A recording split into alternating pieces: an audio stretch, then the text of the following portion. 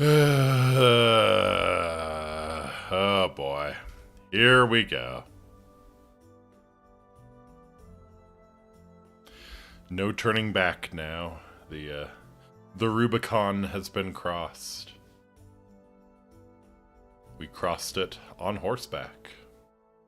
Ponyback, even.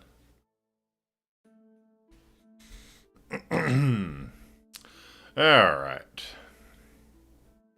Oh, hey, good to see you, Iggy.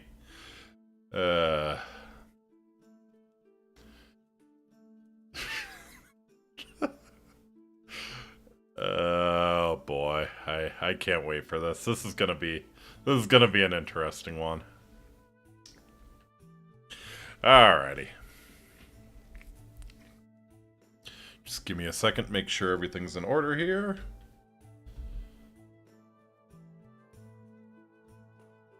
Think we're looking good? Okay.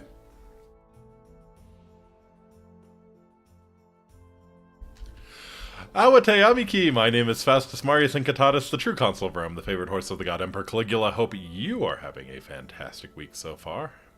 It is Wednesday, my dudes, and I figured what better time than now to explore the magic, the friendship that is the Equestria at War mod. Oh boy. It just goes to prove the ponies never left, right? If it exists, there is a pony version of it somewhere on the internet, and it's probably had an uncomfortable amount of work put into it. It was very true 10 years ago. It remains true today. So we are going to be checking out the Equestria at War mod. Actually, I'm going to need chat's help to figure out what the heck I'm playing. I didn't really go into this with a plan on what country to play. There's a lot. There's a lot more than I realized. So yeah, I think we're gonna get in. We're gonna have a look at the at our various options for friendship and magic and /or, and we're gonna get in there and really make the horsing around happen. Oh goodness, what a day! So the 4th of July is our busiest day of the year at the ranch. We are open for it. We hold a big celebration. So today was very much getting set up for that. And then about 15 minutes before I left today, I had already stayed late, you know, trying to help get things set up. I was informed that I'm going to have to man the rope making stand. That's one of the activities that we offer there. I don't know how to make a rope, so tomorrow's going to be interesting. Tomorrow I might have interesting stories to share when I stream again on Friday.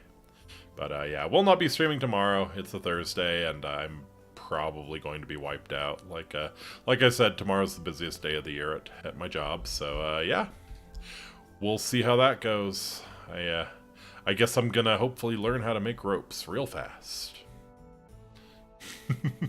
And try not to think about what I want to do with said ropes. Granted, the ropes probably aren't good enough, so...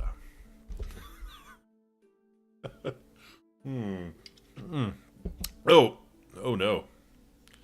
I felt the distance between us grow there a little bit. I don't know what happened. How's everyone's week so far? You're halfway through. If you work on Monday through Friday, you're halfway through. My week's just getting started. Oh, baby. But yeah. Yeah, this is an interesting one. This is going to be an interesting one. Let's go ahead and let's get into the mod, shall we? I don't think I have too much to announce, so... Wha! Look at that! Music is banging. We are getting the music, right? Yeah, we're getting the music. Okay. Bring the music down just a scotch. Okay. So welcome to the Equestria at War mod. The Way of Fire is the latest update. Getting some very epic Japanese-style music. Do believe the particular magical quadrupeds on screen right now would be Kirin. So, makes sense. I think the latest expansion was really fleshing out the Kirin. So yes, I hear very good things about this mod. I've never tried it myself. I've seen it played a little bit, but I hear very, very good things about the mod. Of course, it's a pony thing, so like I said, an uncomfortable amount of effort has been put into this My Little Pony mod for my World War II map game. Play alone or play with friends? Yes, we're gonna play alone. Let's see, credits. Equestria at war for Hearts of Iron 4. Founder Scrope. I want to see. Contributors, ah! Oh wow, that's a lot. Okay. They have a whole team. This is just the A's. Dear Lord. This is just the A's. My God, how many people did you have working on this mod? Look at that. That's what? That's like 15 people, and that's just the A's. This is an entire team. Wow. Friendship really is magic. This dude's got a lot of friends. Look at him go. Look at him go. Okay, well. Okay, so a whole team of people got together. A large team, larger than a lot of indie development studios, got together to make this pony mod for Hearts of Iron 4. So I say we jump right in. Griffonia or Zebraca. Aha. New era has dawned on Equus. Fear and uncertainty spreads amongst ponies as the world around them changes rapidly in front of their very eyes. Equestrian leadership is concerned about their neighbors Stalliongrad and changelings alike. While the communists in Stalliongrad rapidly industrialize, Queen Chrysalis has managed to centralize her realm around herself. Equestria, while concerned about these developments, faces many internal conflicts and problems. Dark clouds that gather over Equus, and friendship alone might not be able to save Equestria. Okay, so this is the horse continent. Then we have Griffonia. A new era has dawned on Griffonia. The Griffonian Empire has collapsed, leaving only fear and uncertainty in the minds of the avaricious and power-hungry Griffin race. That sounds a little racist. Emperor Grover V has faced secession of his former subjects, Republican and Socialist revolutions, and the loss of the idol of Boreas to the Cyclops Aramaspi, and few expect him to survive the next few years. As revolutionaries across the continent prepare to challenge the monarchies of old and the ponies of the East prepare for war, chaos will soon engulf Griffonia once again. Okay. Sounds like you have a little bit of build-up in that one, and then everything absolutely goes to shit. Then we have Zebraca. After the storm. A new era has dawned on Zebraca. The conquests of the Storm King, a mad yeti from the southern lands, have left much of the continent of Zebraca in ruins. Nations struggle to pick up the pieces left behind, while in the chaos, old political troubles return to the surface. Even beyond the wrath of the storm, the changing world brings with it danger to many nations that have long stood the test of time. Though the struggle is over, one thing is certain, war is coming. Aha. So are we playing on Equus, are we playing on Griffonia, or are we playing on Zebraca? As far as I understand it, like, all three of the continents sort of have their own conflict that plays out. You don't really do much on the other continents. That's how I understand it, at least. So what are we interested in? Are we interested in the horses? Are we interested in the griffins? Are we interested in the stripy horses? Probably not the stripy horses. Zebras are horrible creatures. So what do we think? Equus or Griffonia? Do we want to kind of have... I assume Equestria is sort of like the big, either like America or Britain analog in the game. Like, probably slow to industrialize, but once they get going, they're kind of unstoppable. So if you want to go against Equestria, you need to win fast. Griffonia sounds kind of intriguing, honestly. Like, the whole continent's going to explode, pretty much. That could be kind of cool. I think I will play Griffonia, if that is okay with y'all. Generating ponies.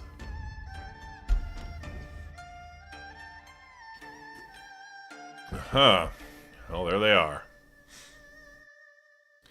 Emperor Grover V. Born 26 March 960 in Griffinheim.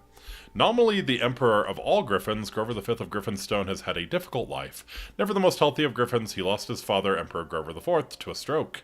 After that, woe soon came to the empire. The loss of the idol of Boreas, the Republican uprising of 978, millions of dead Griffins. The young emperor could only watch and weep as the events unfolded.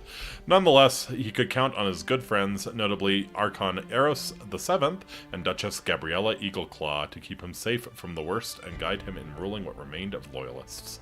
A unifying force for the Heartlands, Grover V has developed a sense of grim determination and does his best to maintain the Empire's legacy, regardless of his personal issues. Have Morisset Discret. There's one thing that can unite all Aquileia in harmony, it is wine. It is very much not Morisset Discret. A tyrant to all Republicans and a poor leader even to many monarchists, only the most zealous supporters of the monarchy praise him in both public and private. Morisset may not be the Griffin at fault for causing the first revolution, but most believe he will be the one to cause the second. With his oppressive policies and harsh punishments, Morisset indulges the destruction of his enemies and the exaltation of himself, leading a court of luxury surrounded by an angry population. Morisset! King Morisset! The peasants are revolting! You said it, they stink on ice! No one can quite tell when history will come for its revenge on Morisset or how, but it will occur someday and inevitably. That sounds... absolutely insane. Alright, we have Gallo Ventriglio. Probably Gallo. Yeah, Gallo Ventriglio. Of the Kingdom of... Kingdom of Wind something. So Gallo Ventriglio graduated from the University of Tallinn with a degree in law. He became a lawyer and solicitor and eventually entered politics, becoming a councillor and then mayor of the town of Plumerolo. When the Falkor War broke out, he joined anti-war movements and denounced the conflict that would claim the life of his son Giovanni Ventriglio, who was shot down while on a bombing mission over Falkor. God damn, how much work went into this mod? In recent years, he was appointed prime minister after the collapse of the Gnomi government. His outspokenness against Biccolini's... No, there's no Biccolini. Is that Biccolini? Please tell me. Where's Biccolini? Where's Biccolini? No. We're playing Biccolini if he exists. Where is he? Oh. His outspokenness against Biccolini's fascist movement has led to many hoping for a quick crackdown on the Black Wings. There was a freaking griffin named Biccolini, please. Please no. Please no. Alexander Kamirsky. Wow, okay. Father of the Republic. Not control every griff, and ruling the weakened country became impossible. Dear Lord, I'm not going to read all of that shit by you. River Swirl is a former teacher from, Reikograd, who studied abroad in Celestia's School for Gifted Unicorns. She later entered politics and quickly rose through the ranks of the Rika Harmony Party. She was selected Chancellor of the River Republic in 1001, and her term was mostly successful, allowing her to win the elections for a second time. However, continued modernization has led to growing social issues in cities, which in turn has greatly increased the popularity of the left. Her second term is unlikely to be as unproblematic as the first. So we could play the single pony on the... Studied a few broads myself, right? Jelaine Guichard. Born 914? Okay, so wait, you're almost 100 years old, then. This is set in, like, 1007, isn't it? 93 years old, yeah, Guichard still rules, but he can't be immortal. Can he? We have the Commonwealth Member of the Canterlot elite, Jet Set is staunchly devoted to the ideals of tradition and harmony. Although his detractors call him out of touch with the common ponies, his business sense is impeccable, and he has the right idea of how to get New Maryland back on track.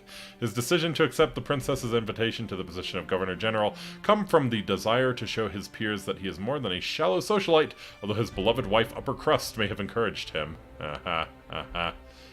Your wife keeping you in politics when you would rather just be chilling. I know how that goes. Jeff Set firmly believes in the motto of keep calm and carry on, tries to steer New Maryland into a brighter future no matter the situation. Okay, so is this like a this has got to be like an equestrian colony, right? I'm kind of interested in just the notion of there being a griffin named Biccolini leading the fascist movement. I'm kind of feeling like I have to do this one, and we have to meet with Biccolini. Oh my god, there he is. There's Biccolini. Okay. The Kingdom of Wingbardy. Stilted education. Oh wow, your research sucks. Economic crisis and political deadlock. National spirit will only be removed if a party or coalition rules with a majority of seats in the Chamber of Deputies. Sweet Jesus, what a terrible starting position. Oh, that's so bad. That's so bad. Wingbardy experienced rapid industrial growth during the last few years of the Empire. However, the collapse of the Empire and the long bloody war with Falcor has left the nation in catastrophic economic decline. Now there is rampant unemployment. The Griffins of Wingbardy flock to the Communists and the Fascists, enticed by their promises of economic recovery and reform. Okay. Ever since the collapse of the Empire, our best and brightest have been leaving the country in search of better opportunities. Our schools and universities are suffering from chronic underfunding. Serious education reform is required if we are ever to rival Yale once again. There's a place called Yale, apparently. Okay. Okay. Okay. It's in a pretty good, I see. Strawberry Duchy, the Grand Duchy of Hammer. The Republic of Asterion, County of Santa Lucia. Falcorian Queendom. Oh, they're still around, huh?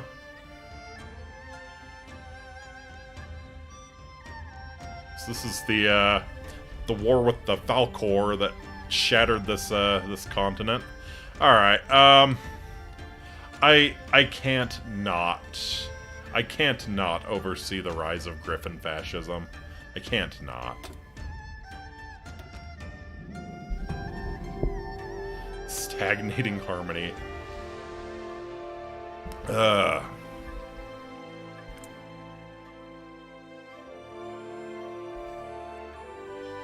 Removing hands. Thank you.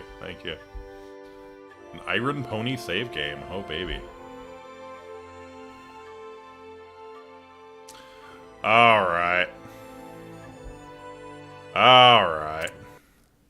Oh, dear Lord.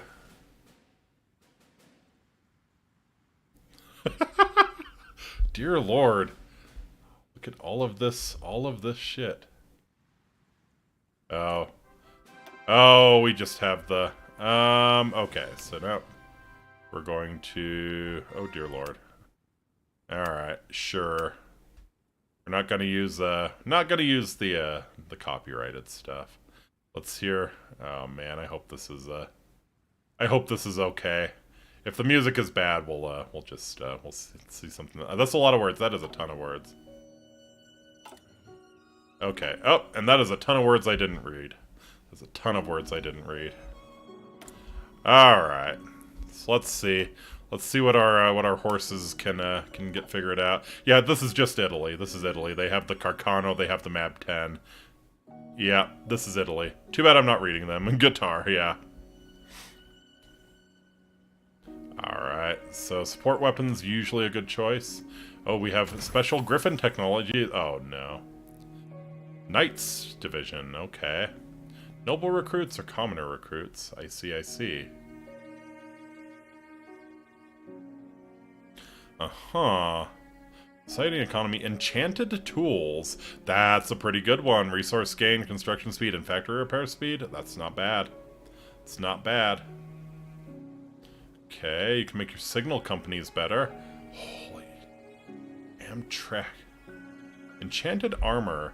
Large percentage increases are necessary due to a workaround. A very small value is multiplied by a very large percentage. The actual values are much smaller than the percentages might imply. Okay. So Amtrak Battalion and Elder Dragons, they lose a bunch of hardness. Knights and Special Forces get a lot more hardness. Fair enough. Or we can have quick hitters. Max speed. This is probably the way we want to go. Air and Navy machine nests. Of course. Griffin practice of nesting, despite being a natural phenomenon, can be learned from and adapted for use in military, particularly the Air Force and Navy. By encouraging the construction of strong nests for ships and planes, our aviators and sailors will have a strong base to operate out of. Air base and naval base construction speed. That's not bad. It's not bad. Alright. Looks like the industry tech's pretty much... Oh, actually the industry tech is... Oh, wow. Okay, so this is a much longer game than Hearts of Iron 4 usually is planning for. So yeah, we have much, much longer industry tech, but it looks like it's pretty much the same, just extended. In which case, yep, that's your production efficiency cap, that's your construction speed, so you always want to do production efficiency cap ASAP. Early electromechanics. We got atomic research too. Give the ponies nukes. I think that's a great idea. Okay, we can come up with planes. Okay, not sure why the Griffins need planes, but I'll take it. I'll take it. AP bombs, sure. We probably want to do knights. I assume are probably a kind of like an armored division. Let's see, we have our support companies. Those are pretty much the same, but we can get helicopters. Okay. So yeah, this goes a little past the World War II time frame. What else? Yep. Auto magic rifles. Uh-huh. Magic LMG. Modern magic rifles or modern rifles? I see, I see, I see. Wow. Okay, well... What's armor looking like? Okay, yeah. This is about the Italian... I think this is pretty much the Italian starting... The Greta models. Okay, yes, this is the Italian starting position. We picked Italy.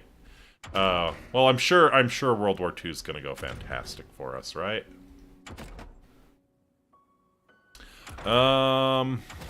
In that case, probably the best thing to do is start prioritizing air. Oh yeah. Oh yeah. Pigenio. Pigenio. Strijovoia Afroevis. Columbroni, no! Okay. Wonderful. Wonderful. Yeah, we're gonna go with our light aircraft designers. We'll probably just do light aircraft and have a... Dear Lord. Okay, so we have a terrible, terrible debuff here. Is it worth building? Construction speed, factory output, dockyard output, daily communism, and daily supremacy. Oh, okay, so we're calling this supremacy instead of fascism. Fair enough. the ruling party has 10% support among the people. That's Gallo, I don't know. I don't. Your days might be numbered.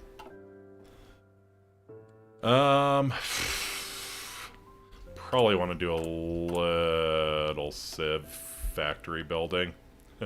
So, we're the fascists. Yeah, I mean, the guy's name is frickin' Biccolini. How can I not, how can I not? Warthog Forest and Blood Talon. Okay.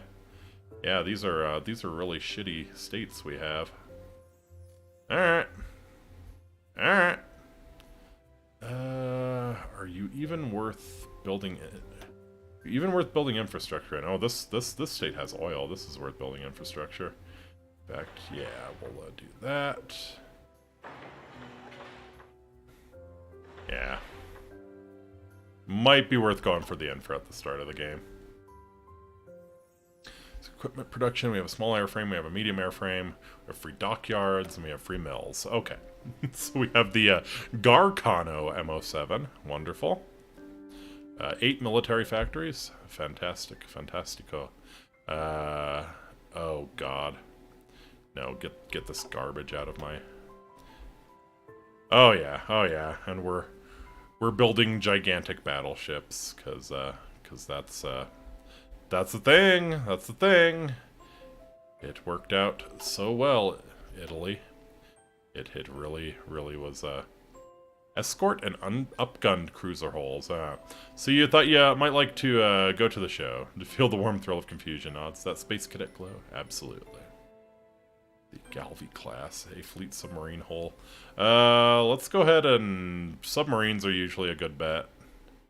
And well, yeah. So yeah. Whoops. Okay, we're gonna do infinite submarines. Also would like, yeah, to get some convoy construction going here. I think that's probably the Navy sorted. Well... You know, we'll keep crapping out, what do we want to do? What do we want to do? That one's almost done. What's my Navy like? 7 capitals. Yeah, okay, we'll keep crapping out capitals. Do capitals and submarines, and maybe a screen. Yeah, alright. So 2 on you, 2 on you, 3 on the subs, and 1 on convoys. I think that's fine. What's my supply situation? We're actually pretty decent. We don't have a shortfall on supplies, so that's good. We'll do 4 on guns. Gonna want Greta.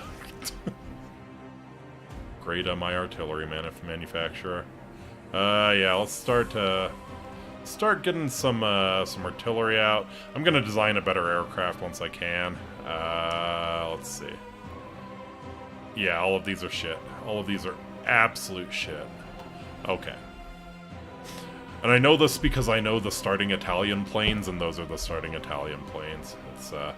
It's actually a little bit of a slap in the face. Italy in 1936 was a fantastic aerial power. Perhaps the best air force in the world, honestly, at that point. They really invested into it, and like the SM Sparviero was a fantastic naval bomber, close air support plane, and they've just absolutely mutilated in Hearts of Iron 4. That's my rant about, my TED Talk about fascist Italy's planes and how Hearts of Iron 4 is awful. How they need to hire me as a historical advisor, you know? Alright, so production is sorted, I think. Ooh. Okay, we got a focus tree. We've got a focus tree. Raleigh the anti-fascists. Okay, so... can go left on the left. Declare martial law. So, yep, we have left, center, and we have right. Meet with Biccolini. Politics will change. PNF becomes the ruling party. Public elections will be held. Oh, interesting. Make the industrial sector. Okay. So we have to do one of the political options first. Okay, can make the army better, can make the air force better, can make the marine, or the navy better. Planes, tanks, navy, face it, Italy was asleep at the wheel. Correct. Reaffirm the Carthan Protocols.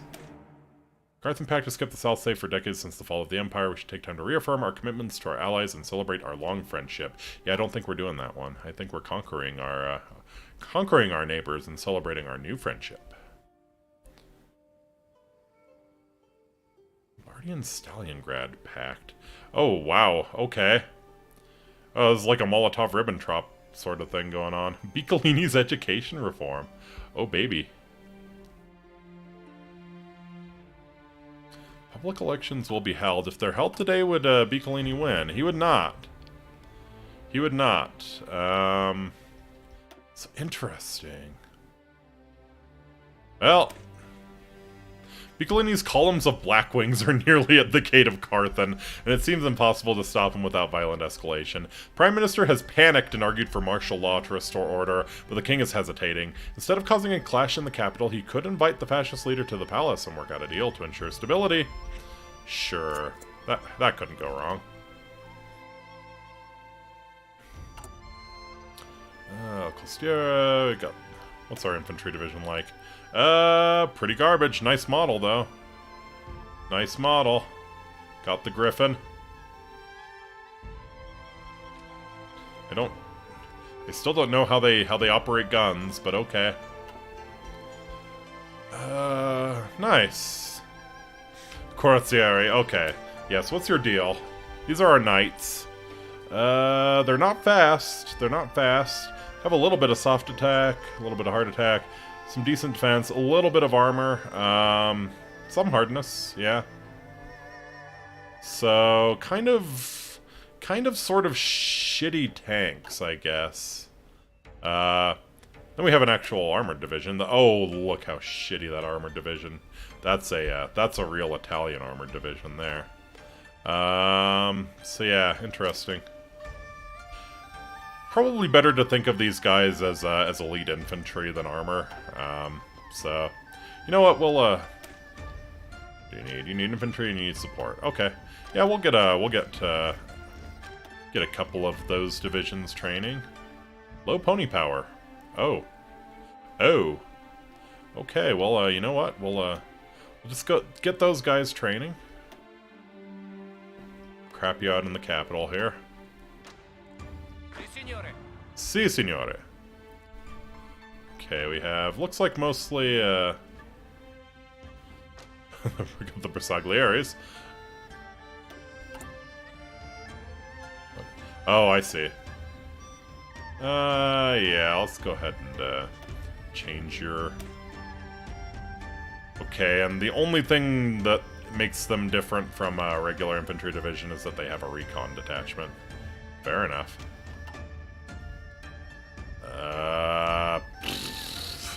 Yeah, we'll just, we'll get the knights going.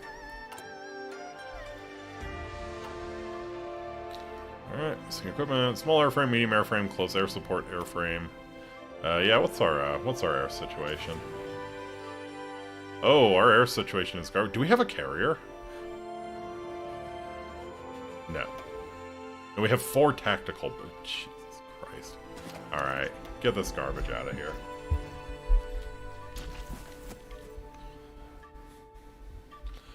Alright, insufficient resources to make what I want to make. What are we missing? Some steel? Sure, we can trade for some steel. Trade with Equestria, the Skyfall Trade Federation, the Crystal Empire. No possible route can be found, I see. Kingdom of Olenia. Hippogriphia. Kind of like the sound of Hippogriphia. Stalingrad, we're probably going to be fighting at some point, so I don't want to give them free factories. Let's buy steel from Hippogriphia, shall we? Alright.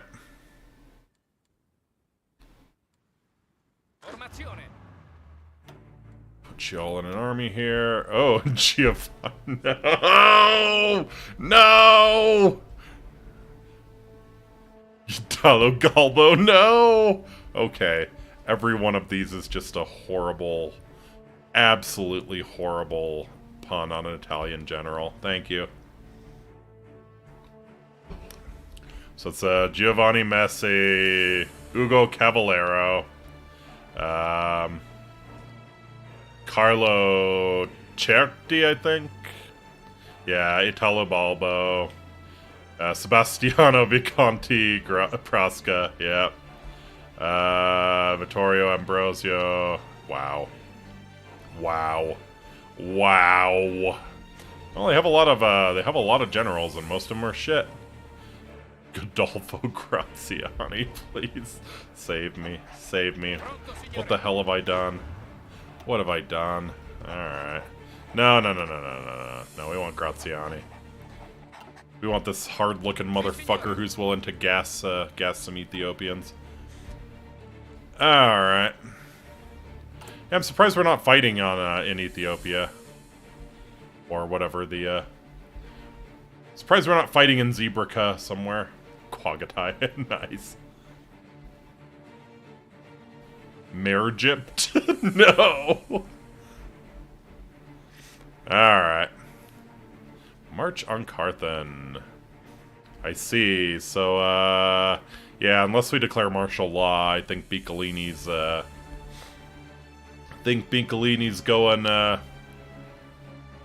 going and taking over no matter what.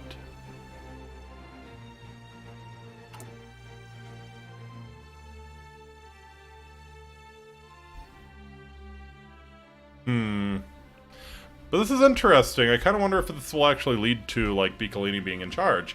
Because PNF becomes the ruling party, but public elections will be held. If the elections are held, it looks like both the communists and the centrists, the monarchists, probably, they would both beat the fascists at this point. Powerful mafia? Oh, you gotta love it. Outdated army? Oh. Wow. Wow. What a shit show. Power gain, division recovery rate, stability. Okay, that's nice. That's nice. That's a little bit of a buff. Guess this is the Coldstream Summit. Today, the Coalition General Reporter released their agreement drafted by the leaders of the River Coalition after their summit in the city of Coldstream. As per the course, the summit formally renewed the defensive pact between all 8 nations and their promise to stand together against any Griffonian incursion.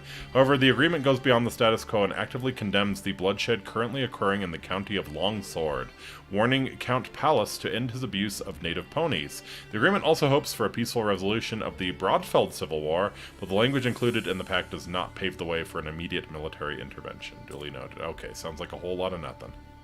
Sounds like a whole lot of nothing. Changeling Lands, Kingdom of Alania, Polar Bear communities. You can play a polar bear? Excuse me? You can play a goddamn polar bear. Pa Wellington. Pa Wellington has been many things in his life: wanderer, mercenary, unifier, and now despot. He fought in the Republican Revolution as a mercenary, where his warband distinguished themselves with excellent combat performance, if somewhat tainted by political unreliability and looting.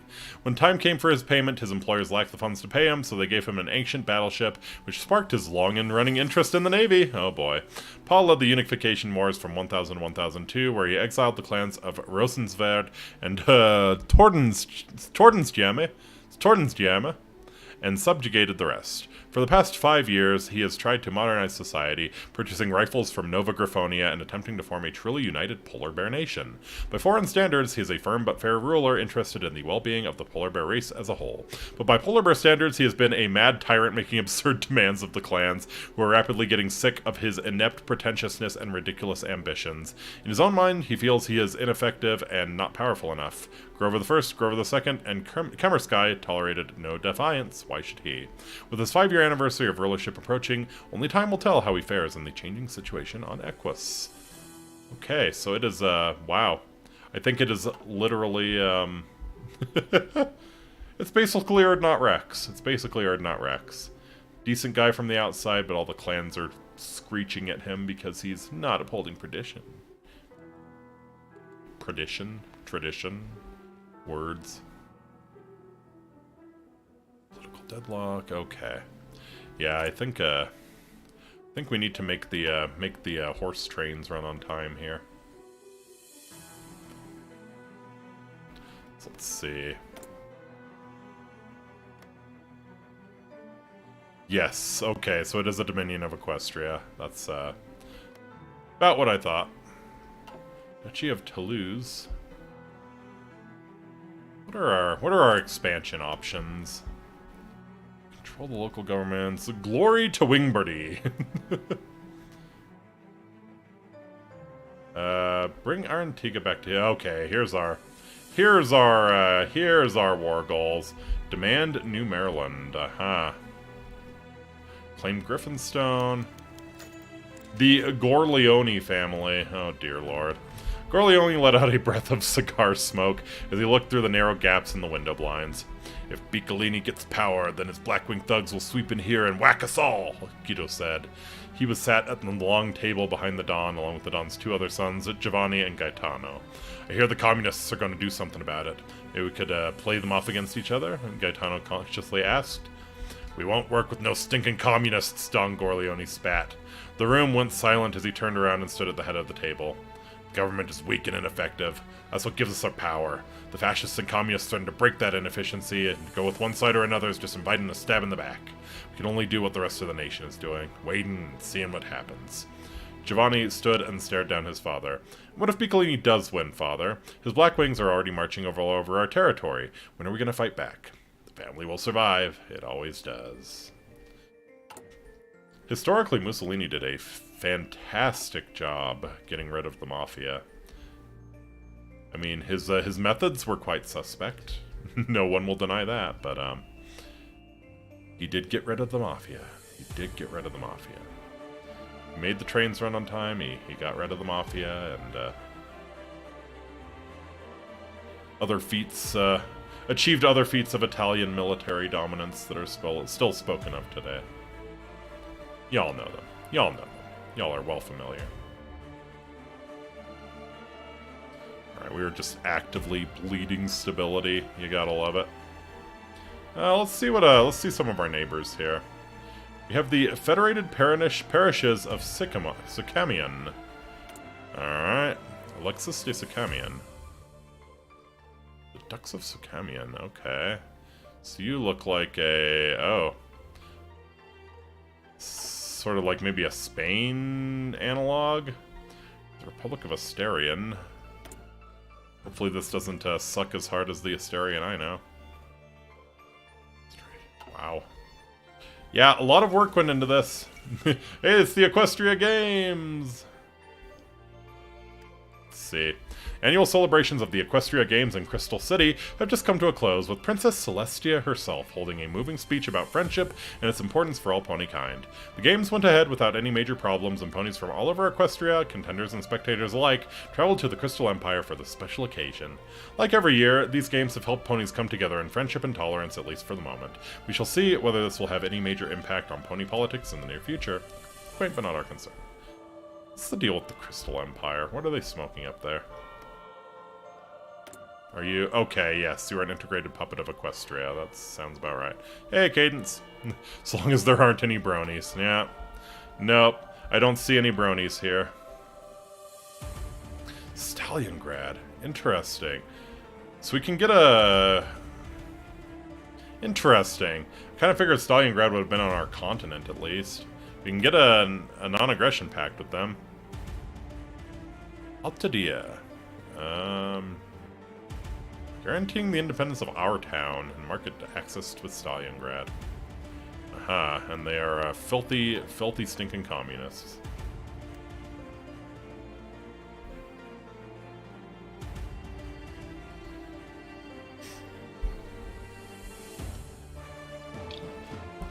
Alright. So yeah, we kind of just, we should be finishing the meeting with Piccolini here in a second. I think, well, we'll see how this goes. We'll see how this goes.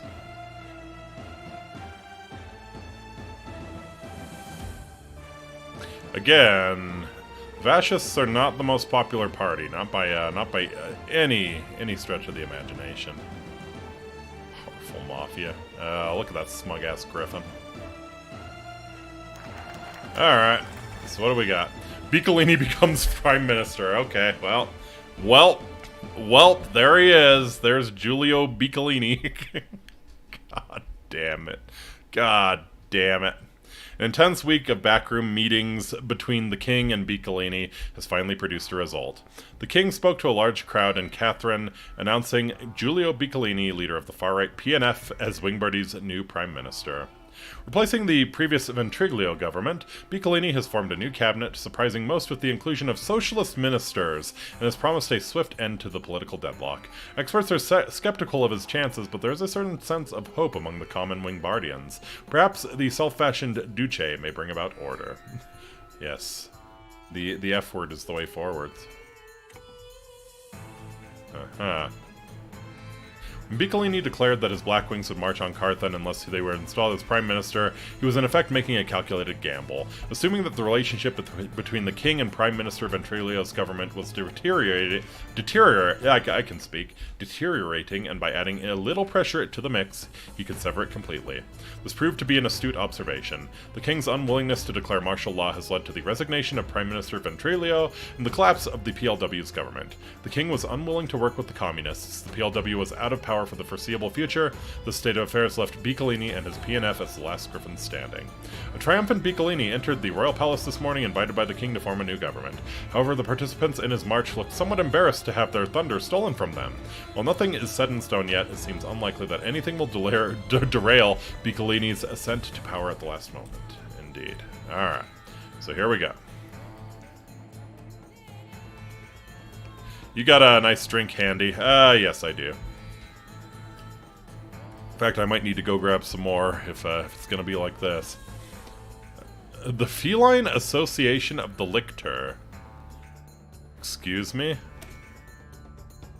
Oh my god, we can make black shirts. Alright. Oh no! No! Okay, here's our war in Ethiopia. Uh-huh. Biccolini has great plans to expand Wingbirdie's overseas holdings into an empire worthy of the country's proud history. Logically, that will mean ruling over a lot of Abyssinian felines. To prepare for this expansion, the Partito Nazionale Fascista will create the Feline Association of the Lictor, a party branch open to these Zebrakin natives. Controlled Persia. Oh. Fuck my life. Okay. Non-aggression pact with Stalingrad. Interesting. The Red Army. Birdie proposes a joint military experience sharing event. That's a lot of army and navy and air experience. Interesting. All right. Recruitable population factor, stability, lose some, ideology drift, daily supremacy support. Probably need to do this because when are the elections coming? Elections October 1009. Okay, we have 2 years to make sure that the fascists win their election. Makes the train run on time. Uh-huh. Alright, probably, yeah, we want to get our research speed. ASAP.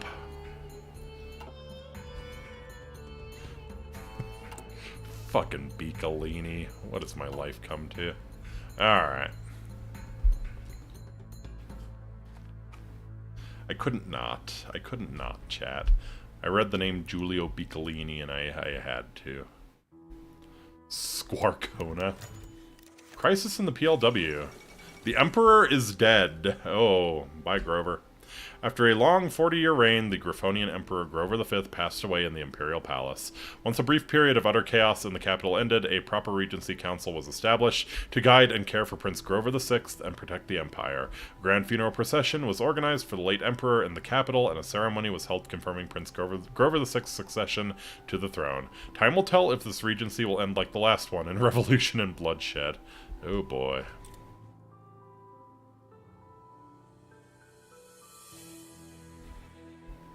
With Gallo Ventriglio's failure to prevent Biccolini's march on Carthan and his dismissal as Prime Minister, the Partito Liberale Wingbardo have voted to replace him with their old leader, Giovanni Giolitti. Giolitti has long been a predominant and respected voice in Wingbardian politics, and has been Prime Minister 5 times in the past, both under King Garibald Talonwell III and his father King Gumberto. Giolitti has approached Biccolini for talks of forming a coalition government, offering the full support of the PLW. This might just be a move to keep some semblance of power for the PLW, but regardless, having their support will help us greatly in pushing through our reforms in a timely manner. Yeah, that's probably not a bad idea. Right, total government seats. We have 174 out of 535, so yeah, we're gonna have to do some work to get get a majority in the La Camera del Deputati. Okay. Chamber of Deputies. 535 seats made up of representatives elected from constituencies across Wingbardy, and from which the government is formed. A majority requires 268 seats. Gotcha. Intimidate moderate deputies. bribe conservative deputies, or lobby effort. We can lose out on some political power. I don't think any of those are worth it right now. Conflict alert! The Pruenian Liberation Army has broken the chains of oppression, defeating the Kingdom of Broadfeld. Clouseau wept not for his kingdom, but for his wife. Aha. Woe to the fallen. Okay. Well. House Erie and House Irie. Prywin Civil War ends. After nearly 3 years of bloody fighting in the fields of Prywin, the Civil War ended with communist revolutionaries claiming the victory. The country is left devastated and will take many months for the Griffins to rebuild their homeland. The fate of the Broadfeld royal family and the future of Pruenian Griffins is now in the claws of Philip Redglad.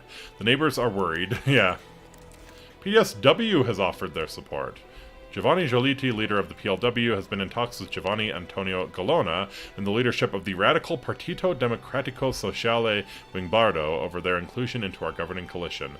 Seems that through his political respect, he has won over the PDSW's leadership, and they're now fully ready to support Biccolini and the PNF. This will give us the edge in the Chamber of Deputies to help ensure we can push through the laws we need to secure fascism in Wingbardi. Radicals will get more change than they bargained for.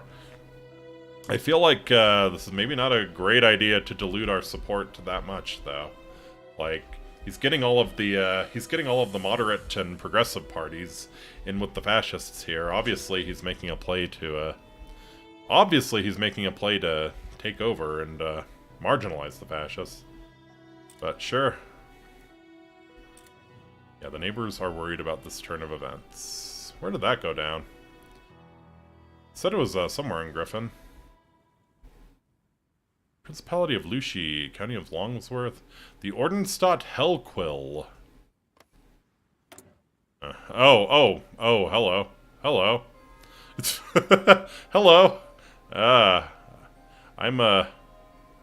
I think Hugo Boss is a pretty good fashion designer, too. Despite being a member of a minor branch of the von Katerinberg house, Wingfried was born and raised in great wealth. Fascinated by knightly tales of old, he wished from a young age to become a knight himself. However, he was unwelcome in the order of the Argentum Damerung due to dynastic rivalries and uninterested in the more civilian-minded Cyberkrala. So he journeyed to the east, to the frontier, where heroism was welcomed and boldness more favored than in the rigid Katrin. Or so the official story says. Rumors from Katrin tell a different story, that of a troubled griff, weak-willed, and cursed with erratic behavior, not unlike Princess Delisa. In embarrassment to his family, he was sent away to the frontier, not for glory, but for damage control.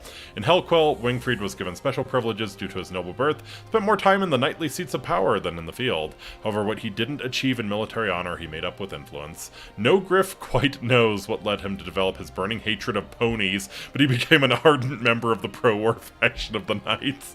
Frustrated with the inertia and pushback regarding his increasingly extreme ideas, he began to form a new political movement, akin to a political party as they exist in the West. Thus was born the Reformisten, dedicated to nothing but the absolute victory over the dreaded ponies. He found great success in neighboring Longsword, where he caught the attention of Count Pallas Duskhallen.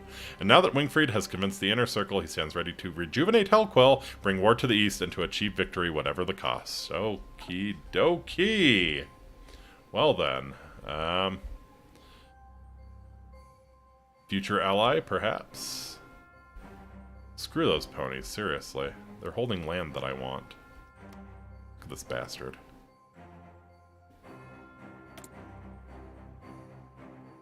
Look at him. Look at him.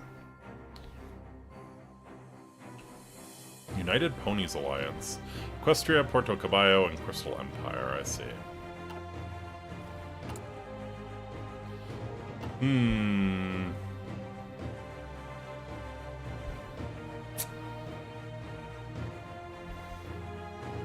A little curious what the deal is with the, do we have any foreign claims? Let's see.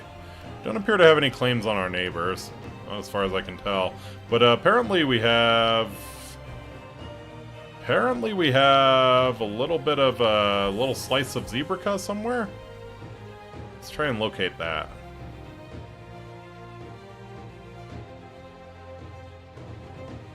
Those ponies are blatantly breathing your oxygen, exactly. Let's see. Alright.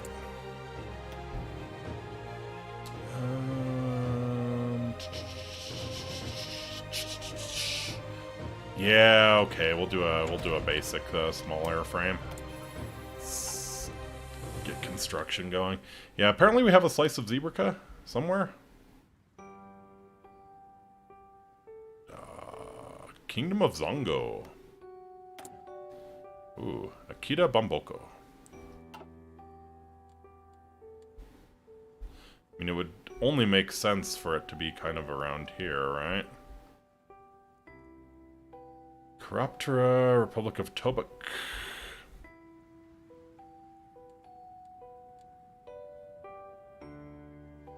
Thunderhoof's tried the United Dragonlands. Oh.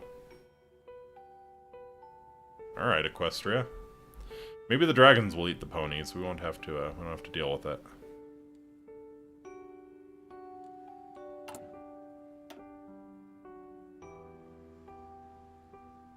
Controls Persia. Where's Persia? We can actually, yeah, let's search for Persia. Ah, okay, this little island here. I see, okay, so, oh, we actually have a treaty port. Wonderful.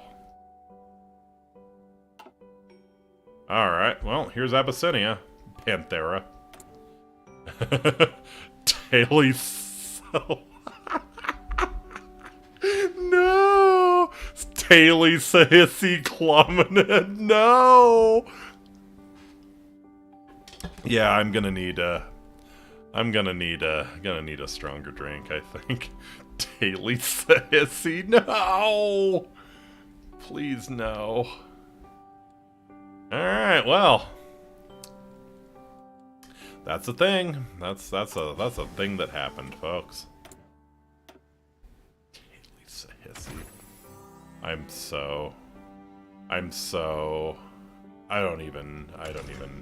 not sure I can put it into words.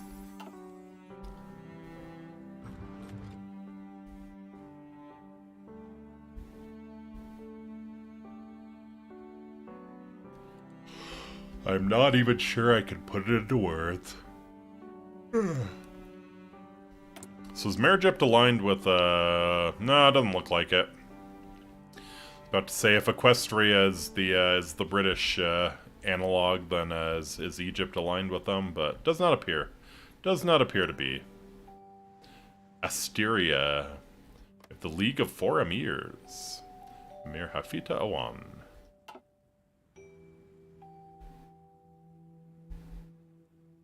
What is Kluge Town? It's your deal. Verco. Clever criminal and entrepreneur who has ruled Kluge Town, I think it's Kluge Town, for over 20 years. Velko kept... could we not? Could we not? Okay, do I have to pause? There we go. Velko kept Kluge Town in business even during the Storm King's rule. With a strict code of honor and a talent for bargaining, Velko is widely respected and feared. As a client state to the Storm King, Kluge Town prospered, and even following an unfortunate run-in with Tempest Shadow, he held on to power. One thing's for sure, Kluge Town will stay open no matter what. We'll see about that.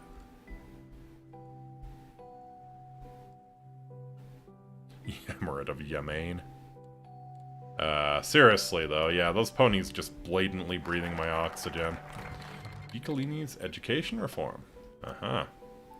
Mass public works. Ah, economic crisis with recovering economy. We can make the trains run on time. Infrastructure construction speed, changing popularity of supremacy. Uh-huh. Yeah, sure, we'll go for the mass public works. The Chelidi Dervishes declared war on the Thunderian Magocracy. Okay. Bandits of Black Hollow declared war on the Perwenian Liberation Army. Oh! Oh no, really? Really? Your communist uprising went to shit? Oh, that sucks. Well, you know, if it goes poorly for you, it wasn't real communism, right? Try it again sometime. Civil War and Longsword. County Longsword has been under the rule of the Reformistan faction of the Griffin Knights. These Reformistan have been cruelly persecuting the local ponies while failing to address any of the other issues in their nation. Unrest has been brewing in the nation for some time now, with the ponies forming an organized resistance against the Reformistan.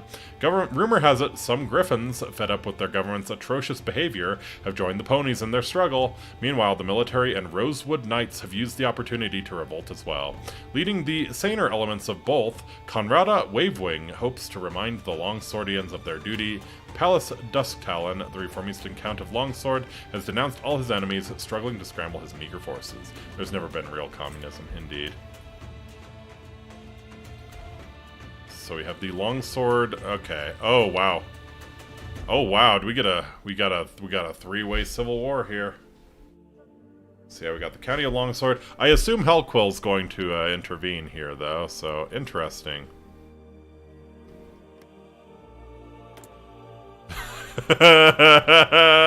Starry Night.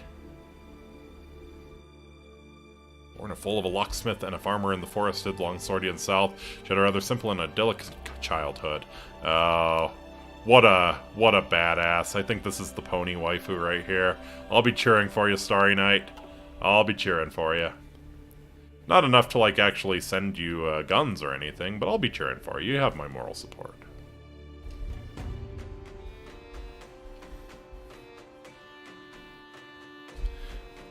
Take down that Hugo Boss fan.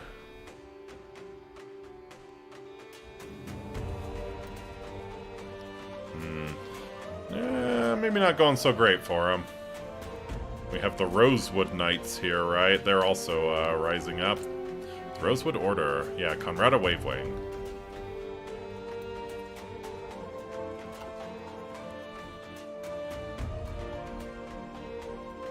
So are all of these... A nominal vassal of the Griffonian Empire, I see. Okay, there's the Griffonian Empire. Aha. So all of these are nominal vassals. Interesting. Oh, they got like a Holy Roman Empire thing going on here. It's not pretty.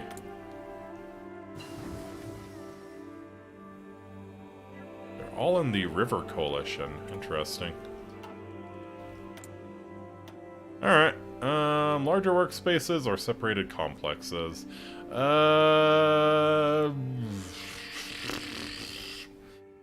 Yeah, we'll go for dispersed industry. We're probably getting bombed, let's be real. Especially if we piss off Equestria.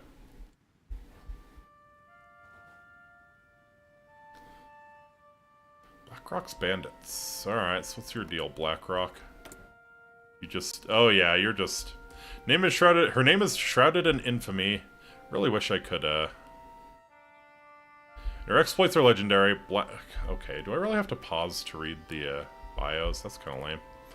Name is shrouded in infamy and her exploits are legendary. Blackrock, whose real name is known by few, has always been a staunch rebel against the established norm and rule. Having once been a Republican and participating in the Revolution of 978, Griffonia at large first heard of her name when she led deserters and bandits against Count Kalen Bluecrest, slaying him personally in 1001 after a decade of war.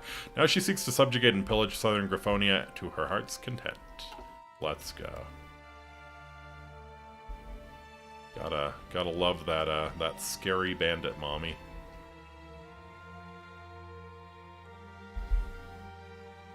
Doesn't look like the bandits are gonna have much luck though.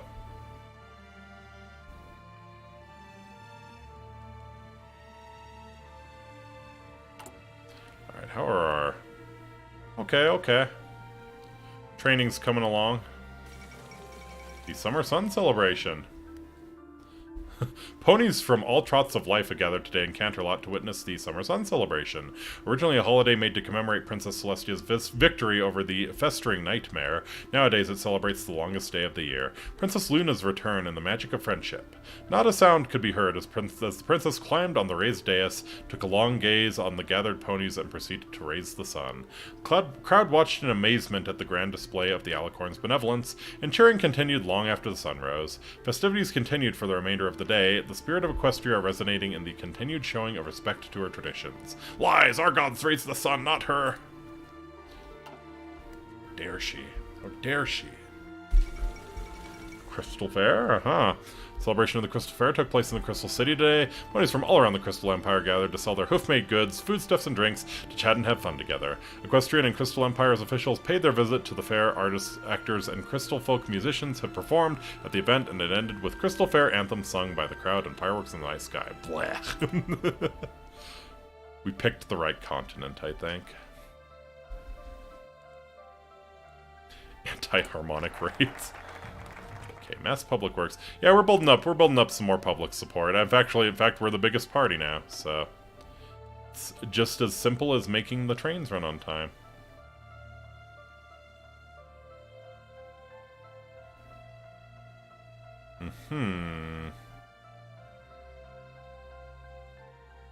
Ooh, let's head down to this extra research slot if we can. It's the resource deficit. Okay, yeah, we can do autarky. Makes sense. The Caserbo Law, no! During the next election, the party with a majority of votes will gain a 2/3 majority in the Chamber of Deputies. When the focus is elected, the Caserbo Law, Vote will happen on the law if we have over 267 deputies supporting the government, the vote will pass. Without at least 268 deputies supporting the government, the vote will fail. If the vote passes, an election will be held a month after the focus is complete. Gotcha. When the PNF wins the election, the following will happen. PNF will have a safe majority in the Chamber of Deputies.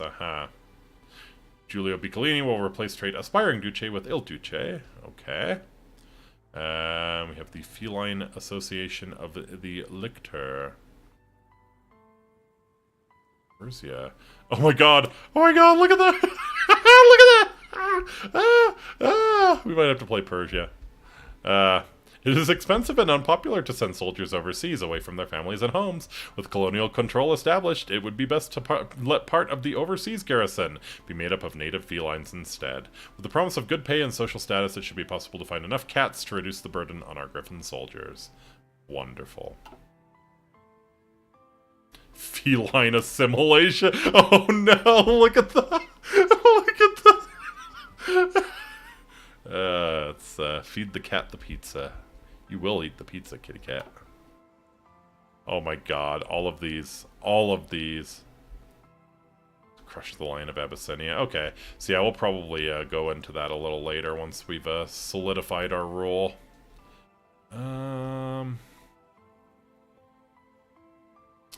What do we want to do? What do we want to do? Catnip pizza.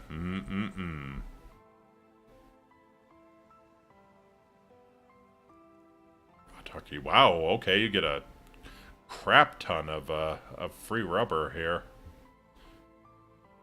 Alright. Now let's go ahead and reignite the industrial sector now. Good to take that early, get the industry bonuses. In fact, we'll probably get the bonuses right around the time, yeah. It's the, when this, construction is finishing. Yeah, not looking too hot for the bandits, unfortunately. They do have a fantastic defensive position there, though. They can push, these mountains are impassable, so yeah, if they can manage to push the commies over in this direction, they'll have a really, really easy time defending the line, at least. We'll see.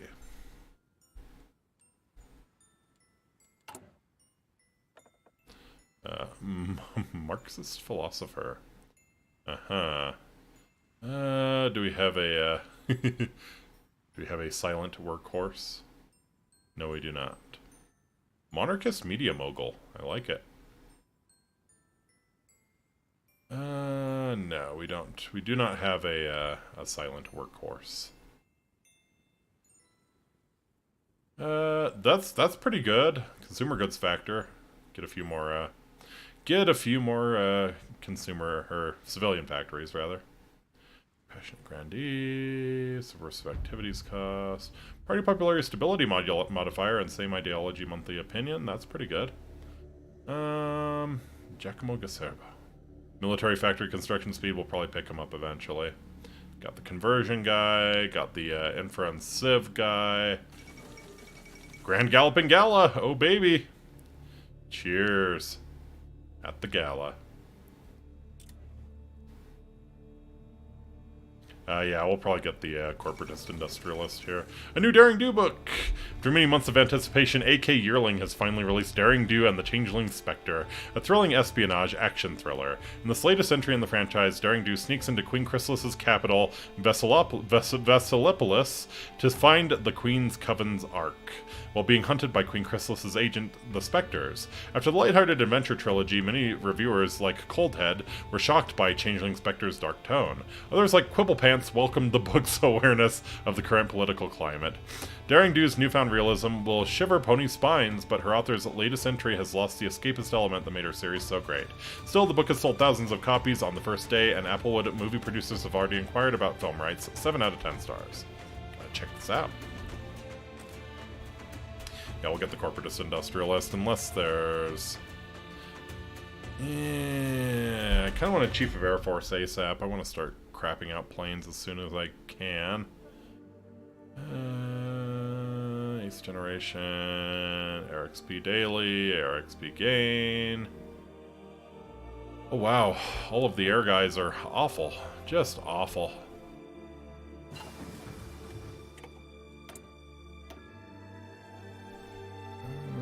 What do I want to do? Yeah, we probably want to start on the new industry tech. Roman Kaiserate has defeated the Talonvale Republic in an armed conflict. War is Tartarus. Woe to the fallen. The Roman Kaiserate declared war on the Zwede Zebrikensche Vriestat. Okay. It's got some zebras in the south of Zebrica there. Connect Falcor. Level 3. Falcor, Talancana, Carthan. Built a level 2 railway and add some infrastructure. Develop the Lowing Gap in thick territory. Economic recovery or build a military economy. Okay. Yeah, let's go ahead and get the research slot ASAP. Falcor, Talancana, Carthan. Do I even get a little more infrastructure that way? Sure.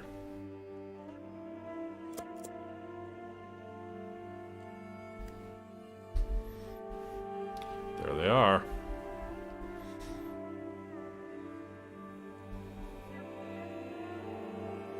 Tackle the Mafia. Use the police to try and tackle the Mafia. It is expensive and ineffective due to corruption and bribery. The power of the Mafia gangs in our nation will be weakened. Replace powerful Mafia with strong Mafia. Effective chain stability plus 2%. Sure. You know, Broadfeld declared war on the Provenian Liberation Army. Oh no.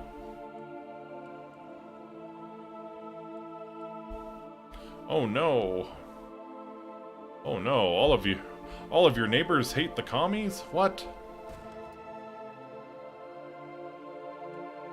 Alright. Well, that looks like absolute hell to play.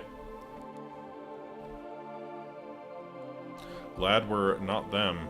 Francistria. No.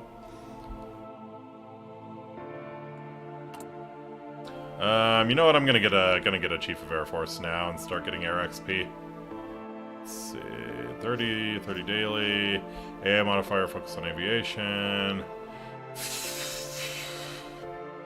I mean, sure, we'll get Air Reformer.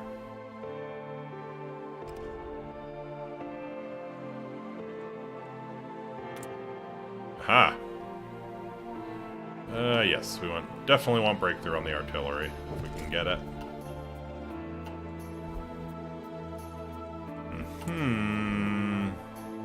Oh. Importing steel I don't need to import. Wonderful.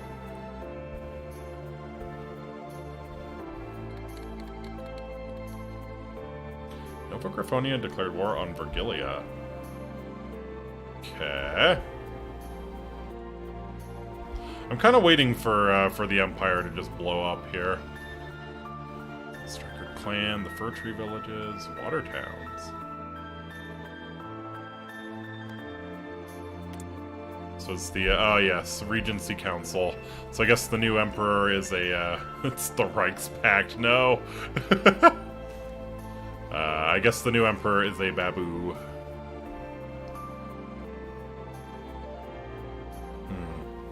So, like, the good news is, I think a lot of our neighbors are not associated with any larger, you know, alliances or anything like that. Commonwealth of New Maryland is going to be a problem. They're a puppet of Equestria, but like, yeah, these guys. Oh, I guess they're in a. Well, they're in the same faction as us. Lamau. Okay. Well, maybe we can maybe we can make all these guys go fascist and. Yeah, you're not associated with anyone. Maybe we go after you.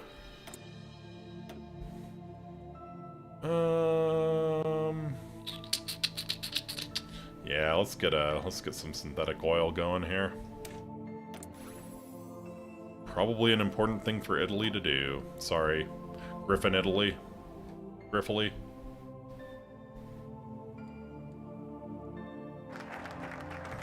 Okay, Falcor is connected. Yeah. Let's get the research slot.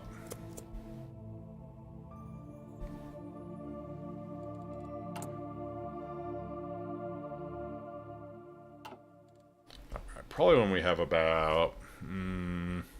shouldn't be more than like 15, 16 air XP to get a decent fighter out.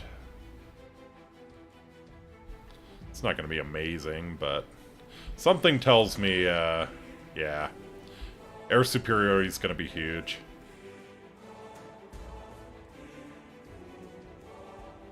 Ooh, even have a little air base here.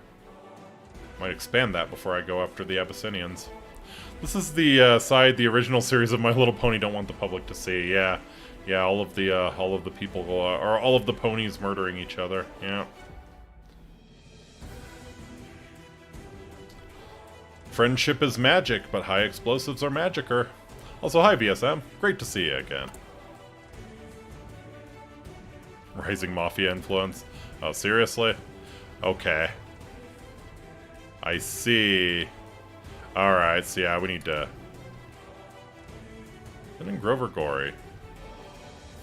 It's completed focus, control the local governments. So we can weaken the Mafia, pony power minus 100. Grover Gory is a diehard fascist and former police commissioner of Castel Vetgrifano. He has long fought against the Mafia and is not afraid to get his claws dirty to destroy the cancer that plagues our nation. His methods might be brutal, but the Mafia must be destroyed at all costs. I see. Broke free from the... okay, yeah, the Griffonian Empire is exploding. Fair enough. Always lurking. Fantastic, man. Hope everything's going well with you.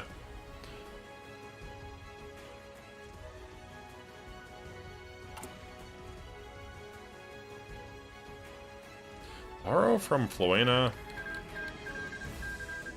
Our Black Hollow became a subject of Perwenian Liberation Army.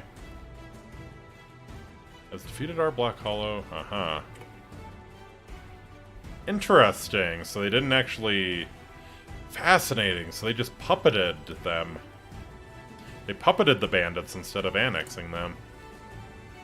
Blieden. Our Black Hollow. They are commies, after all.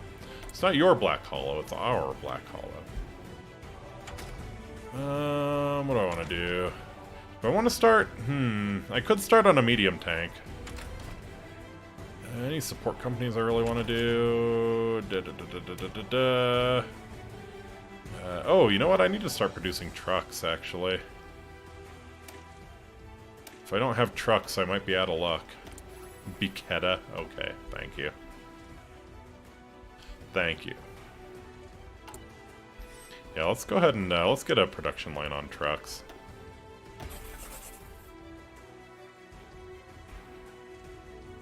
Infrastructure's coming right along.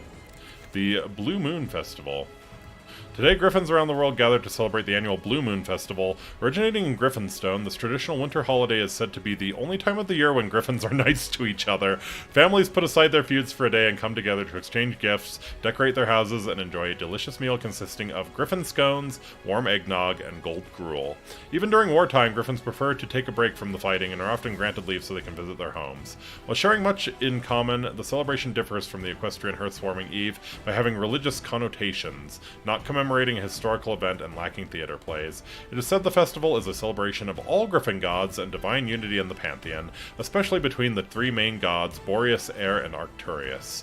Over the years, the Archonites have tried to push the event to focus on the three main deities alone, but especially in peripheral regions, lesser deities are still venerated. Indeed, different griffin communities celebrate the festival in different ways, with traditions becoming more exotic the further away from Griffinstone you go. In recent times, the festival's religious importance has eroded and is becoming primarily a cultural event, celebrating the common heritage of griffin kind. Hey, we get some base stability out of that. Very nice. House of Erie and House of Irie have signed a white peace. Oh, good. Glad you guys worked it out. Please tell me these are they're like brothers. Jovinus Irie and Vincent Erie. I headcanon that they're brothers.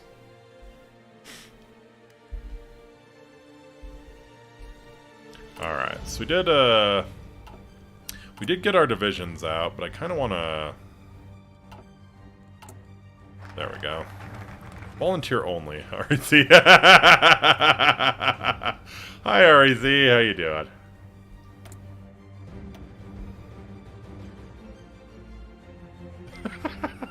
That's about... I'm surprised I haven't gotten that reaction yet. It's about what I expected. Should we do some of our special griffin technology? I think we should. Quick hitters. Should we make the knights faster? We can fly? Ever since the birth of Griffinkind, one of our greatest gifts have been our wings, given by Air herself. This is imperative that we know how to use them to our full advantage.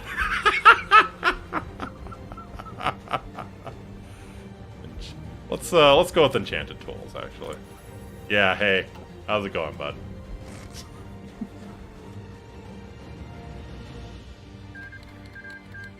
Nova Griffonia has tamed the wilderness of Virgilia. Griffinkind's pioneers embarked on their final journey. Huh. Virgilia, probably. The Winter Moon Celebration!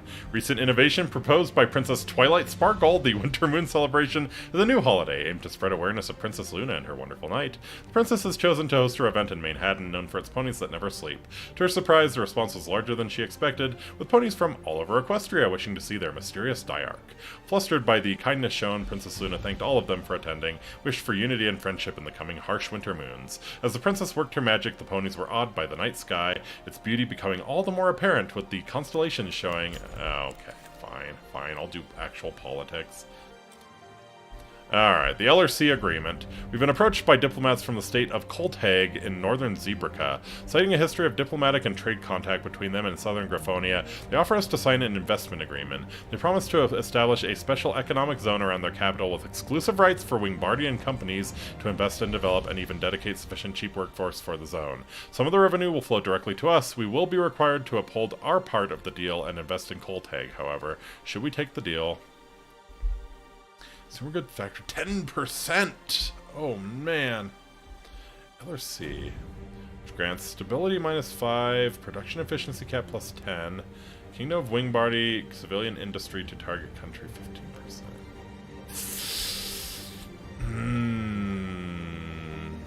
Kolthag, where is Kolthag?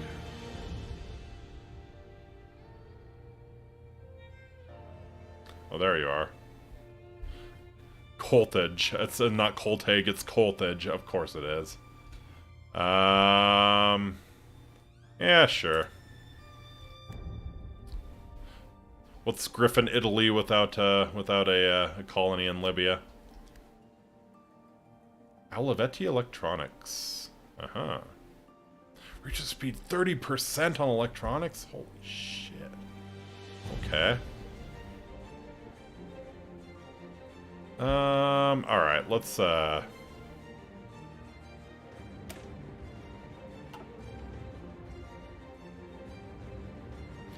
Let's go ahead and make the trains run on time here. So we probably want the, we want to get the law eventually. Before the elections take place, I think.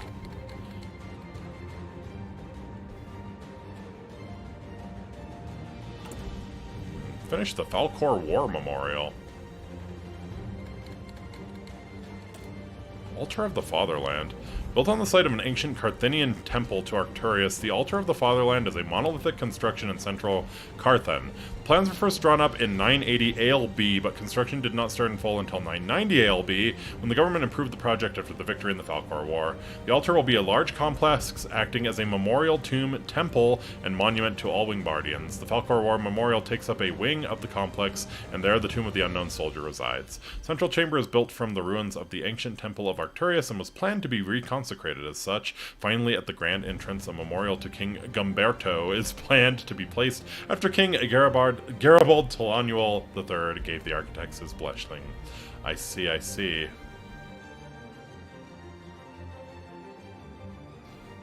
Huh. Alright, the altar. Interesting.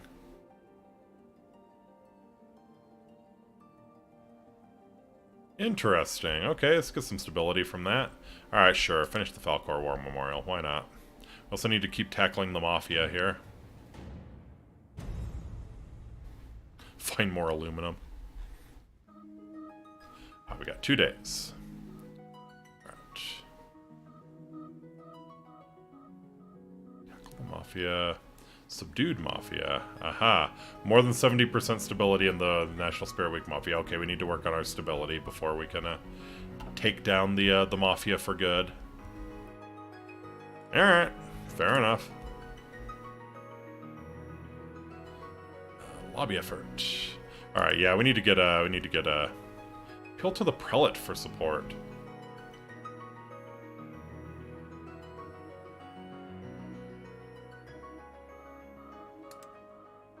Sure, why not?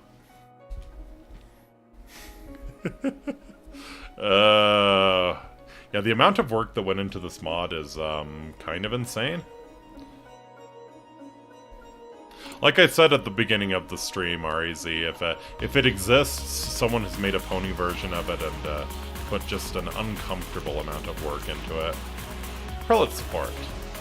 Prelate of Carthan is the spiritual leader of thousands of Wingbardians. His word and opinion was valued by many, from the common griffin, his everyday issues on politicians, on gaining the support of the religious. It was for that, wait. From the common griffin, his everyday issues to politicians on gaining, what the fuck is that sentence? It was for that reason that Biccolini had arranged a private meeting at the Prelatine. Wonderful. The PPW is a strongly religious party. Many of its members have sworn to resist any attempt by Biccolini to seize power, but by gaining the blessing of the prelate, their opposition would suddenly become a crisis of faith and the integrity of the party would shatter. Aha. Sure.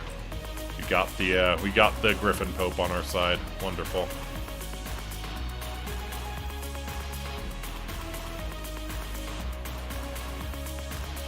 27 out of 235. So yeah, we need 268 to pass a law. Parishes of Sukamian joins the Concordat of Free Nation. Shit. Vasily Whedon elected General Secretary. Haha.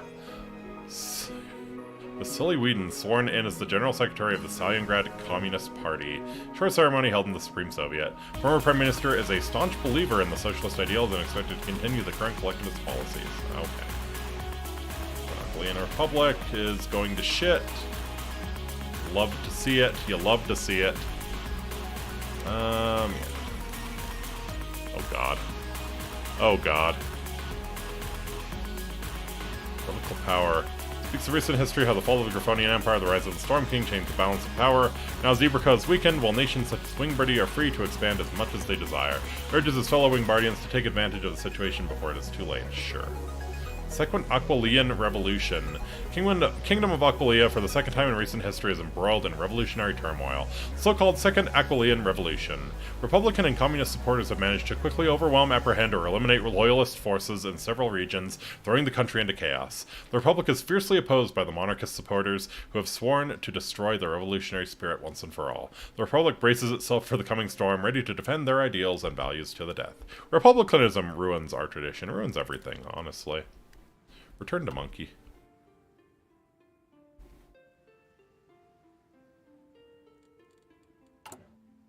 Okay. Yeah, I need to get need to save up political power and actually get this guy. I've been spending political power too freely. Using Mafia influence. The Roman Kaiserate has defeated the Zweiz-Rubikanische Freistaat in armed conflict. 241 out of 535, okay. Can we... No, that's way too far ahead of time. Anything more I need to do on the planes? I forgot to make planes. I should have made planes a little while ago. Started producing them. But mass adoption of FM radio, sure. Feeling association of the lictor. Oh, God help me. Alright,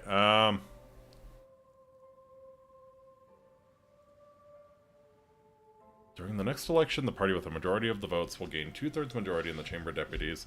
Vote will happen on the law. If we have over 267 deputies supporting the government, the vote will pass. Without at least 268 deputies supporting the government, the vote we will fail. Alright, sure. Yeah, let's go ahead and get the Black Wings going here. What's our support like? 40%, so we've almost got a plurality here.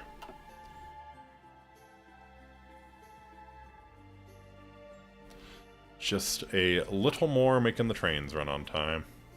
God, they even have like a breakdown of who's in the government. PLW. Divisions in the PPW. Because gaining the support of the prelate was a greater success than we first thought.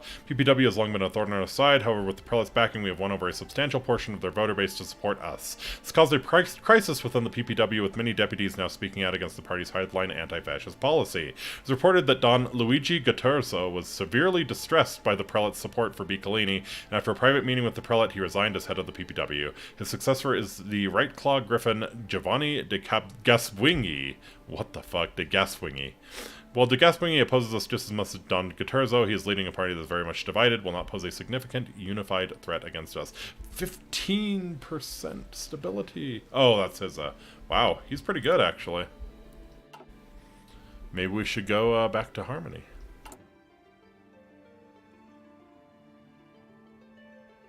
Antonio Proletarino. Okay, that's a little on the nose for the commie. Okay.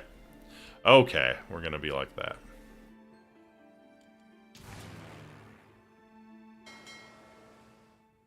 Alright, do I have any carriers? Why are we bitching about lack of production for...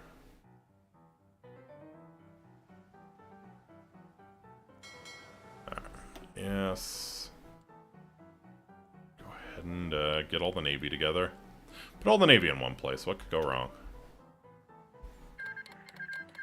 May blood water their furrows. Revolutionaries of the Second Aquileian Republic have toppled the monarchists of the Duchy of Venovia. I see. Okay, so... yeah, that went poorly for the Duchy of Aquileia. Not to anyone's great surprise. Weather gear. Interesting. Get some prevention of attrition. You know what? I'll make my knights better too. We're looking on artillery. We probably want a little bit more artillery.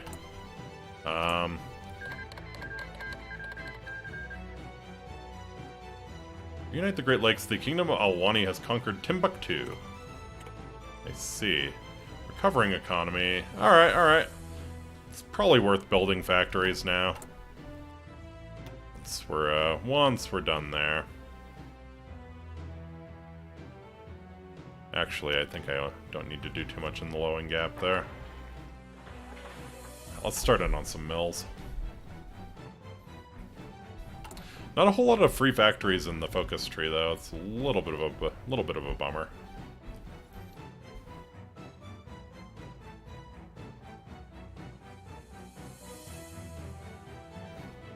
The trains run on time. Thanks to government intervention, the trains are finally running on time again. Yeah, government's great at making things run efficiently, isn't it? Lamau.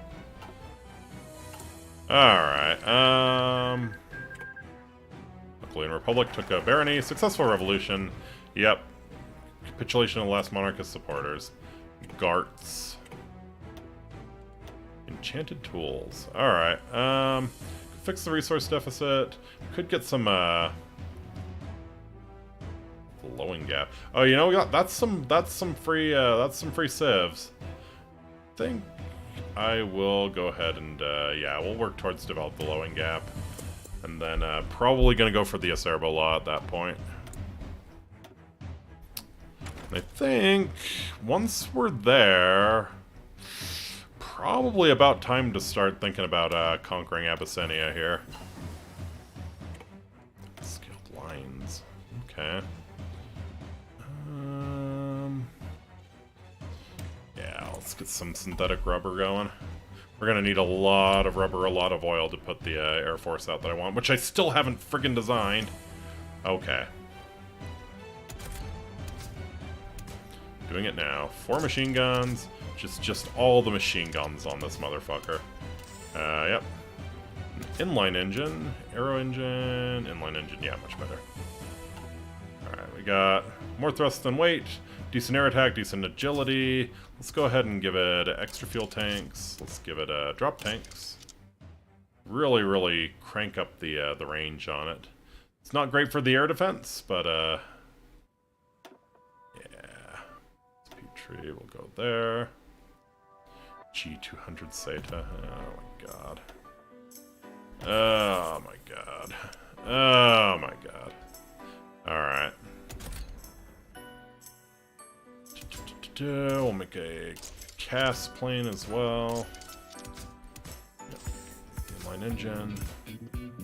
This is funky. Gonna need a lot of rubber if you're gonna send troops overseas. Very true. Uh-oh. Let's remove the drop tanks. Are we good? No? Son of a bitch. Alright, let's get SP tree in there. Crap, that is not a lot of range. 550 kilometers. But what can I do? I don't think there's anything I can do there. Alright.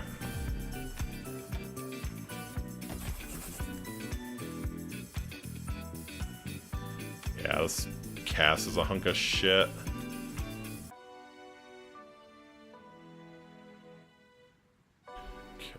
We're getting a decent amount of artillery. Do I need 4 factories on guns? Yeah, we'll leave it for now.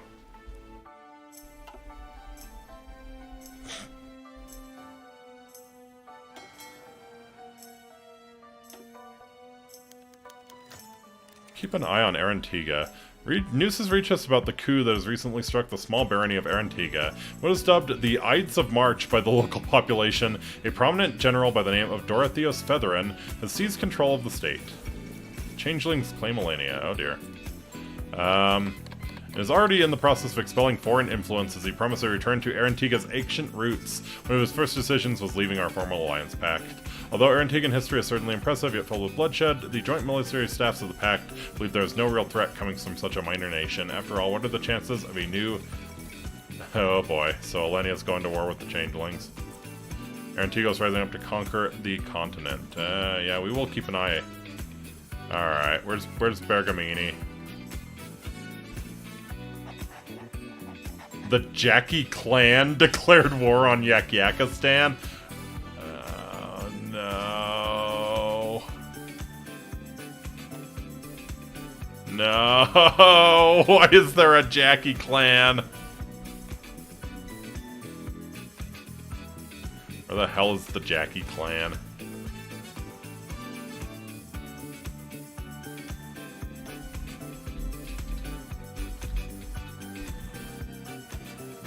There they are. There's the goddamn Jackie clan. Oh, they're just north of the Crystal City, actually. Scientolgod. Prince Bradford of the Jackie clan. To the east of the internationally recognized country of Yakistan. Sweet Jesus. Prince Bradford holds claim over a clan of Yaks who call themselves the Jackie clan. A longtime rival of his brother Prince Rutherford of Yakistan, Bradford simply wishes for his Yaks, or Jacks depending on who you ask, to be left alone. Unfortunately for Bradford, with tensions rising with the Changelings to the west and Griffins to the east, and Prince Rutherford practically breathing down his neck, the Jackie clan finds itself in a precarious position. Be careful, they put a Jackie clan move on you. Yep.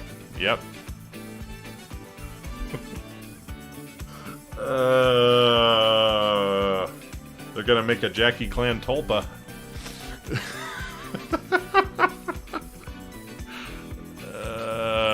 Oh boy. God help me.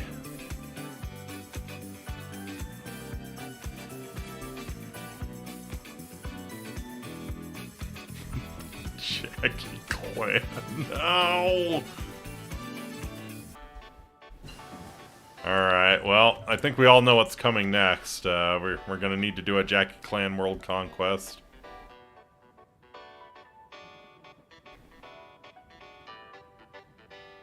Oh, yeah.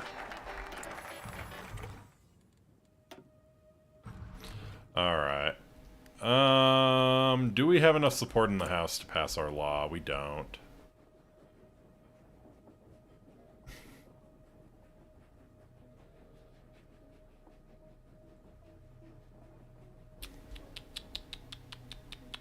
We'll probably get there if we take these two decisions. Yeah, we'll bribe the conservative deputies.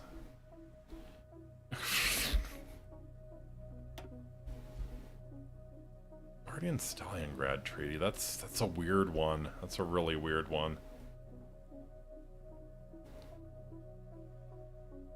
Yeah, let's go ahead and develop the Lowing Gap. As the name implies, the Lowing Gap is the backwater of the country and has received little investment during the Industrial Revolution.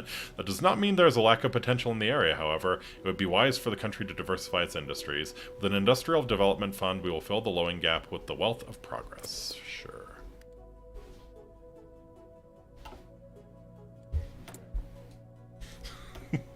I'm still yet to recover from the Jackie clan.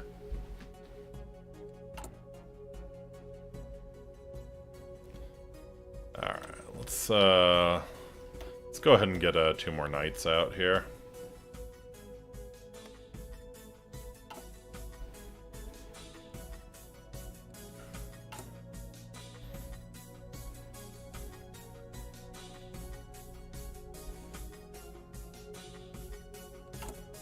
Mm-hmm.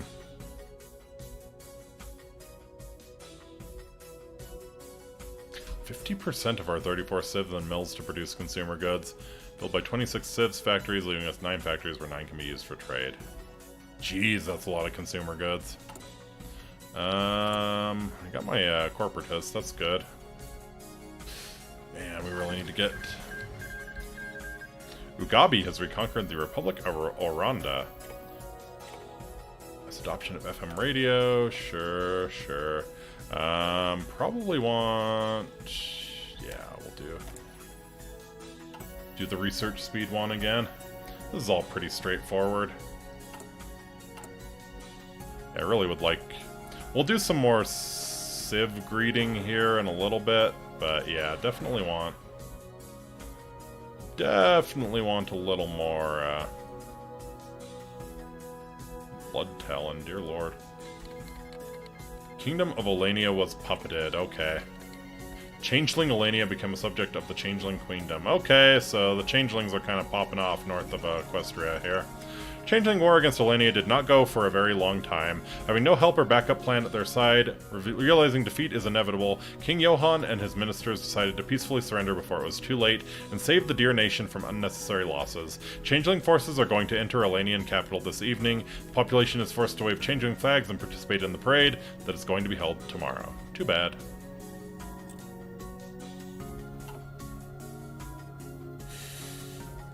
Okay.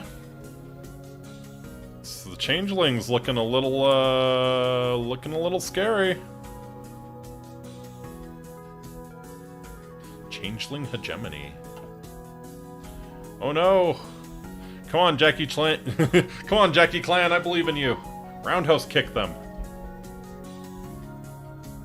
Paradur. Okay. Okay.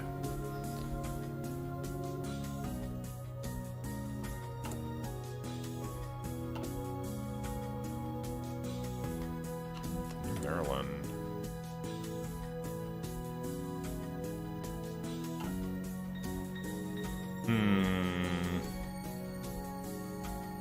Pronto, signore. Si, signore. Pronto, signore. Get you in the army here. Si, signore. Oh man. Formazione. Can I ugh. This is the worst thing Paradox did. Hey, more Grand Galloping Gala. Pronto. It's the worst thing Paradox did. Making these divisions that I can't disband. And they're useless. They're pieces of shit, too. I hate you so much. Okay. Economic recovery. Change society development level to modern society, which removes all penalties. Thick territory, 2 building slots, 2 civs. Build a military economy. Okay, here's the free factories. Yeah.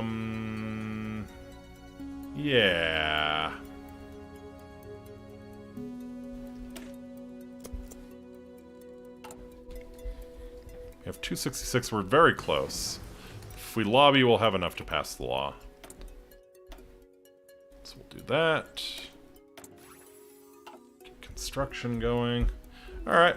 I feel like we've really turned things around. We're probably ready for a really dumb fucking foreign adventure because, you know, that's what you do when things are starting to look up in your country.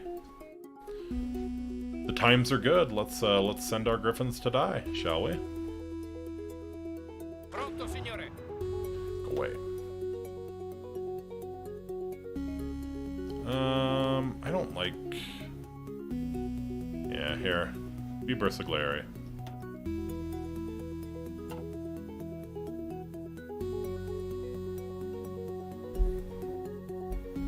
We're probably not going to go too heavy into tanks. I'll probably just do like an infantry and air build.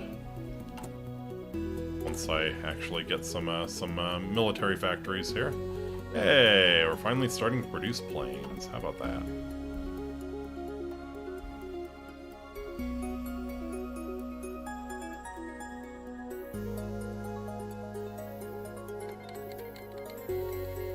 Farbrook declared war on Farbrook.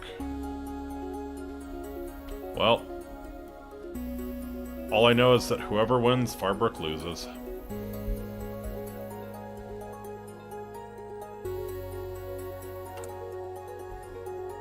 Crystals.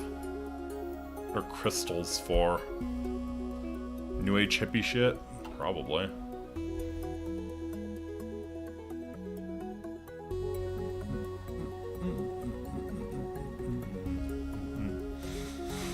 Oh! Oh, look at that! Oh! Oh, the Jackie Clan's pushing! Let's go!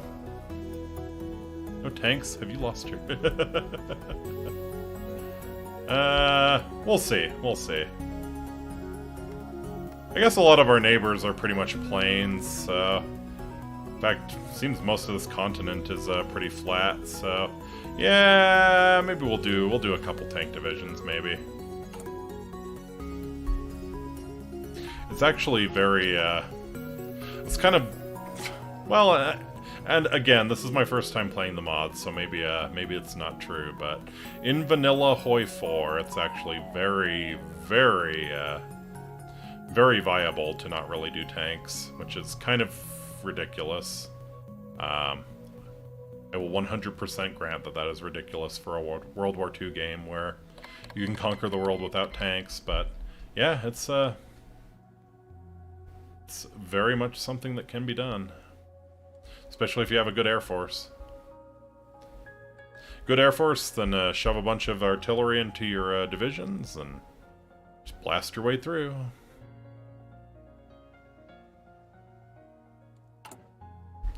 Alright. The economy has recovered. We're feeling good. We're feeling happy. We're gonna go ahead and build a military economy as well.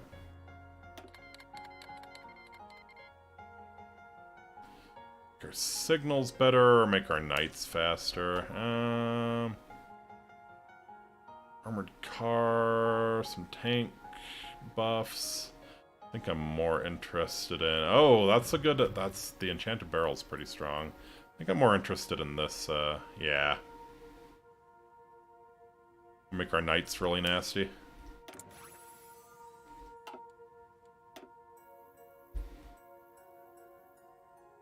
Precision bombing. With the dawn of the Jet Age, we have to decide how to apply air power to shape the battlefield. Yeah, this really kind of goes into the Cold War era, like tech-wise. We can get helicopters, we can get all that good stuff.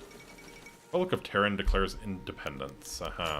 Generals leave for country of Francistria. I see. It's with artillery that war is made, correct. Another tiny state on Graphonia, yep. We'll definitely go with battlefield support. All about that. All about that CAS. Drop the CAS on their ass.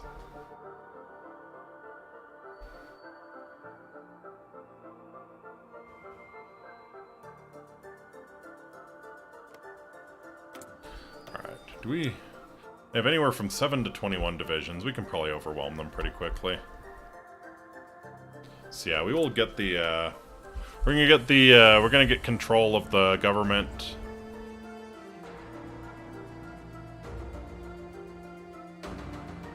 Yeah. And then we'll probably start working towards expand into Cat.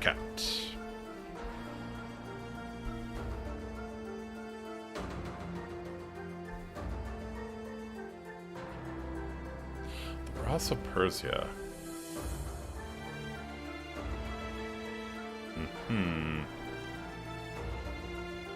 Intervention in the Saddle Arabian Civil War decisions. Okay.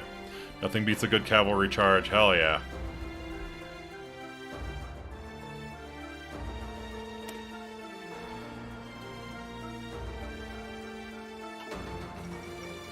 Stalingrad and our town. Our town, also known as Starlight Village, is a place. The Iri feud ends. Let's go! Conflict between the houses of Iri and Aerie have ended with a treaty of friendship and peace, with heavy involvement from the matriarch of House Avian, Lady Katrina. Yvonius Iri and Vincent Erie have agreed to give up their ambitions of unifying the Duchy of Verenia with the might of arms for now. Wonderful. Okay. So our town has, yes. Wait, has our town taken over Stalingrad? No.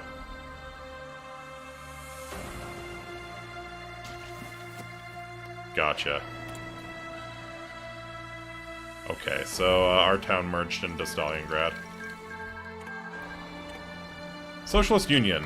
Today, Vasily Whedon and the Supreme Soviet announced that they are creating an international organization, Socialist Union. They're going to seek support for communist nations all across the world for mutual protection and cooperation. Okay. Hey, the Jackie clan's doing okay. Oine Schiltgeen. Alright. Well, that's special. That's real special. Let me get a Logi company, actually. Do we do the Gaserbo law now? I have enough, right? Yeah, I have 284. Yep. PNF will have a safe majority in the Chamber of Deputies. Gotcha. Del Duce. What characters feature? Well, we are playing Giulio Biccolini, the Supreme Duce of Wingbardia. Alright, the Caserbo Law, initially created by a PNF economist named Giacomo Caserbo, the Caserbo Law is a proposal for a parliamentary reform aimed at the proportions of deputies each party will gain in elections. Law would grant the party that got the largest share of the votes, provided that they had at least 25% of them, 2/3 the seats in the Chamber of Deputies. PNF and its allies have stressed that this is the only way to end the political deadlock that has plagued Wingbardy since the Falkor War. By granting the most popular party a majority, reforms needed to improve the economic and welfare situation of the common Wingbardian can be forced through without the standard opposition and petty infighting that has caused the dire situation the country has found itself in. Opponents of the law, however, see this as nothing short of a power grab by Biccolini and the PNF, and proof that Biccolini is not at all interested in bipartisan politics or compromise. However, there are murmurings in the chamber that Biccolini does have a point, and the current political situation is unfixable without a radical solution. Regardless, the PNF will have a lot of work to do to ensure the majority of deputies will vote in favor of the law. Hello. Sakakasa, good to see you. Good to see you too, Yoshi. Here we go. Let's grasp power, hold it in our talons, caress it gently. Yeah, let's get a little bit more casts going. We're gonna really start building up the Air Force now. And then yeah, once we pass this, I think we're gonna start going into Abyssinia here. It's the resource deficit. We control the local governments, accountable only to the king. Okay. Fascism only. You don't have to be lonely at fascismonly.com. The OVRA, cool. Cool. Alright. And then this is, and then this is where we start, yeah, just conquering the world. Alright. It occurs to me I probably let the Mafia get out of control again. Yep.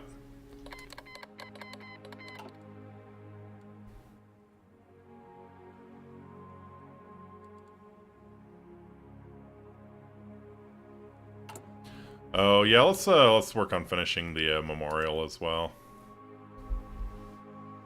Curious. Yeah. Okay. Yeah, that's not too much of a political power spend, especially to get a permanent 5 base stability. Absolutely. APC, she was in the house of my cousin, and she's also into Katamari. She's my favorite cousin that I have. John's joined the River Republic. I see. Okay. Yeah, the River Republic is kind of interesting. I don't know what to make of them.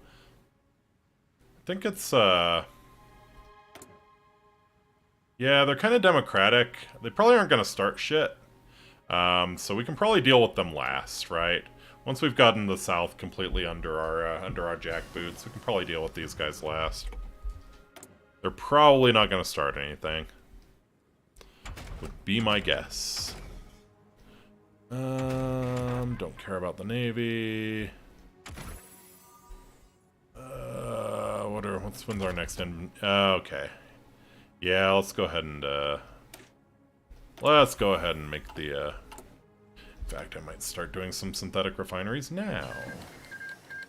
She has a cosplay of the Queen of all Cosmos, but she hasn't showed it. Ah. Alright, looks like the Civil War in Saddle Arabia got settled, so we will not care about that. Probably missed an opportunity there, but oh well. The Terran exercise.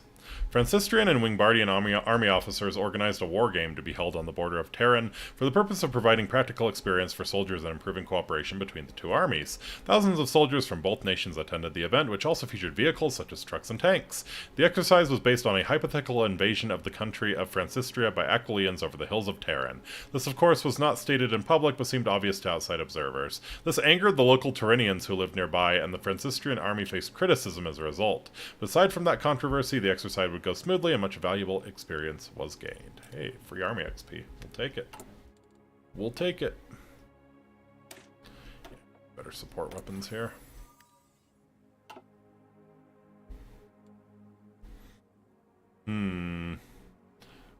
so I think Formazione. I'm gonna pick, Sì, signore. yeah. We're going to kind of build an elite army here to deal with the Abyssinians. They probably have about 12 divisions. So, yeah,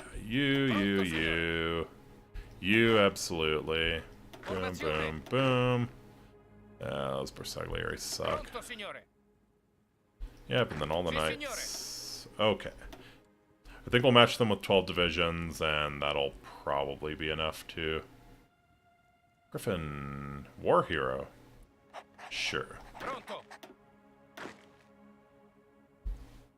So yeah, I think we're gonna go for kind of like an elite forces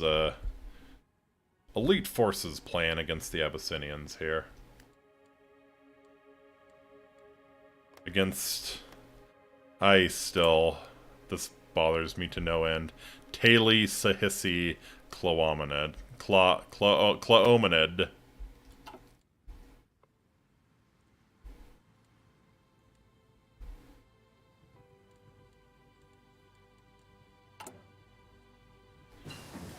Yeah.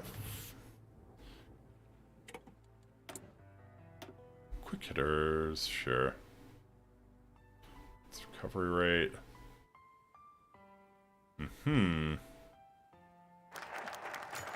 Gaserbo law passes. Wonderful.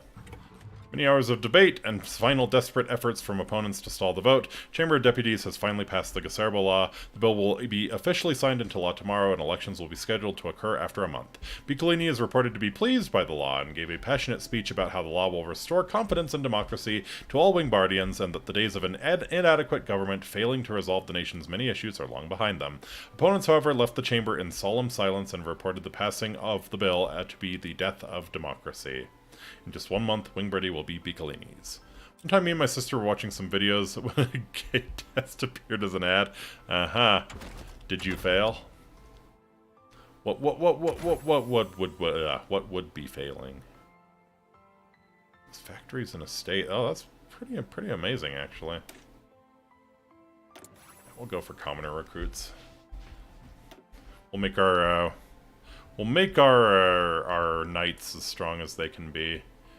Let's go ahead and also start working on let's start working on getting rid of some of the penalties against our army here. Actually, yeah, we're gonna make the army a little better before I go into Abyssinia here.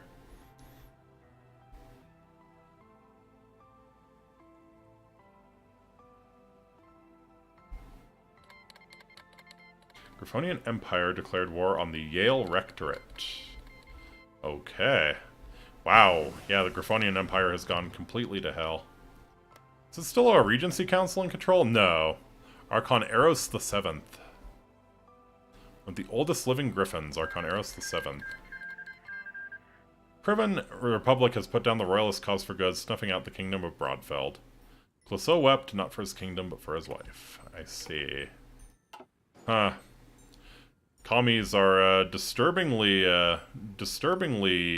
durable. 19 to 47 divisions. Okay. So I'm not sure we could take them on our own. Luckily we have a little bit of a faction, so hopefully we can fall back on them. What do I want to do?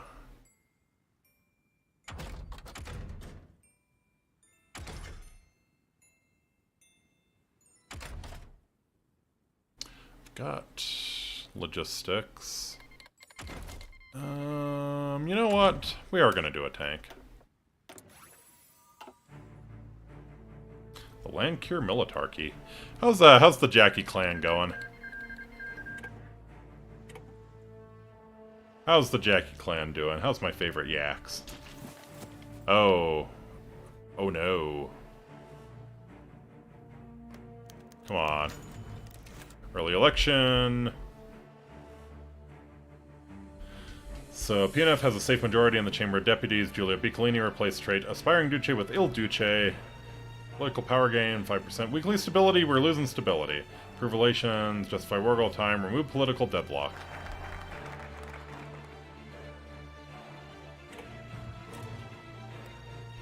Good stuff, good stuff. Division Reformation would be a very good one. Modify outdated army. Yep. We're gonna take these two and then we're gonna go in on the Abyssinians, I think. West Rose Forest. So, yeah, let's go ahead and...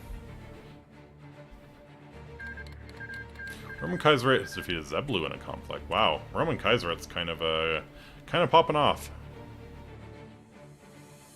Where are you? Where are you? Somewhere on Zebrica.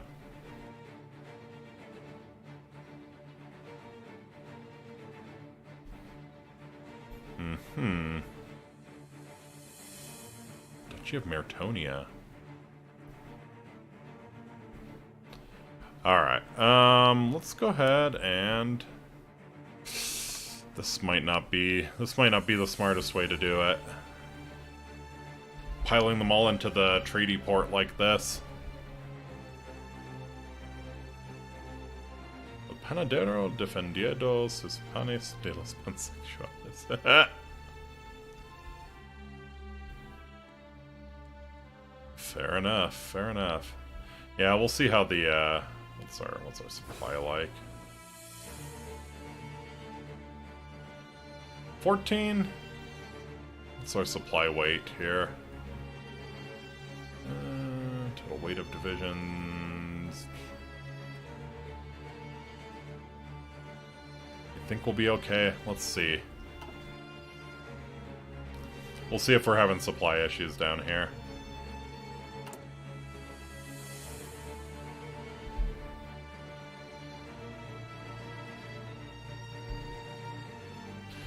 Bardian army is organized around a somewhat archaic divisional structure dating back to the days of the Griffonian Empire. By reorganizing our divisions among the more modern lines, we can increase the flexibility of individual battalions while decreasing chain of command overhead. This all sounds very, very nice. So yeah, we have a pretty much unassailable support in the government now. Who will rid me of these communists? You might have to do it yourself. We can't expect God to do all the work.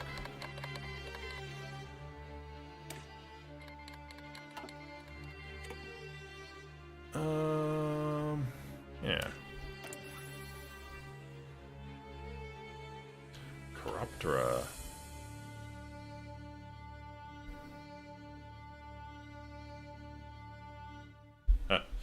Yeah, this is a terrible plan, actually. This is actually so stupid.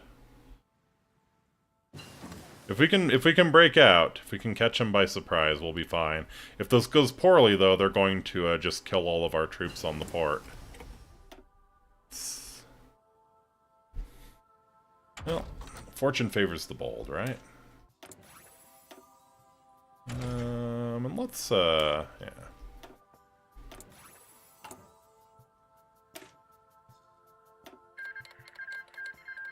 The dreams of scholars meet cold reality.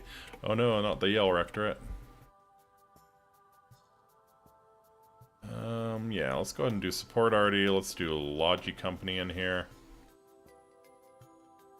And probably support anti-air.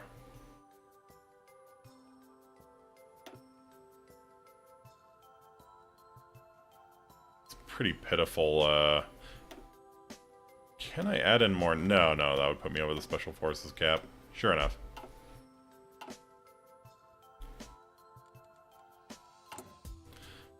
We're not looking too bad for support equipment. Wonderful. Hold ideas or promote young officers. The Royal Academy of Clasino. Sure. I don't like the way the guy from Meregypt is looking at me. King Kefir.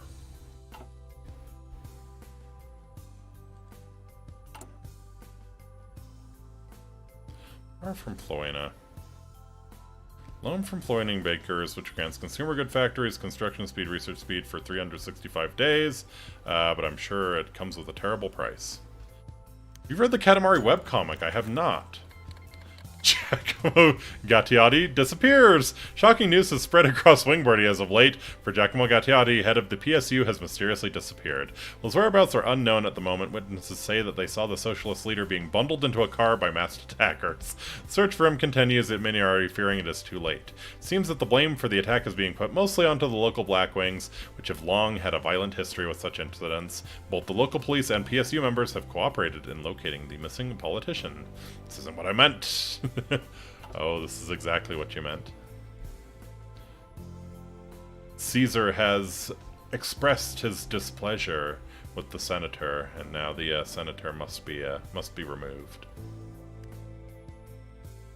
Kingdom of Zongo.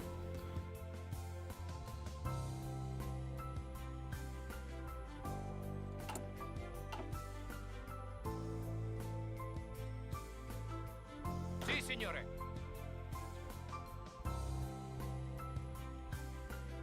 Okay, so yeah, not doing great on supplies here. I think we'll be all right though.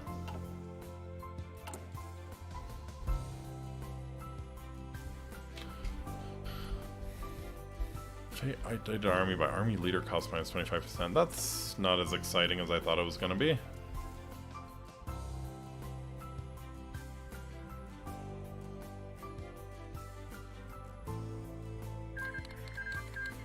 Cronian Empire has defeated Barony of Angriver in an armed conflict. Read it. It has a good story. The comic starts after Katamari Forever. Sweet.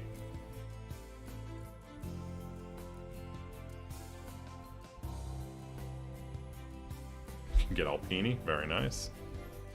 Regia Aeronautica. Okay. How are we looking on planes, by the way? Probably need to get some more factories out. Yeah, synthetic factories are all well and good, but yeah.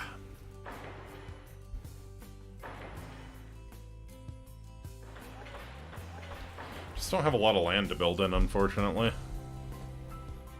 But we'll see, we'll see.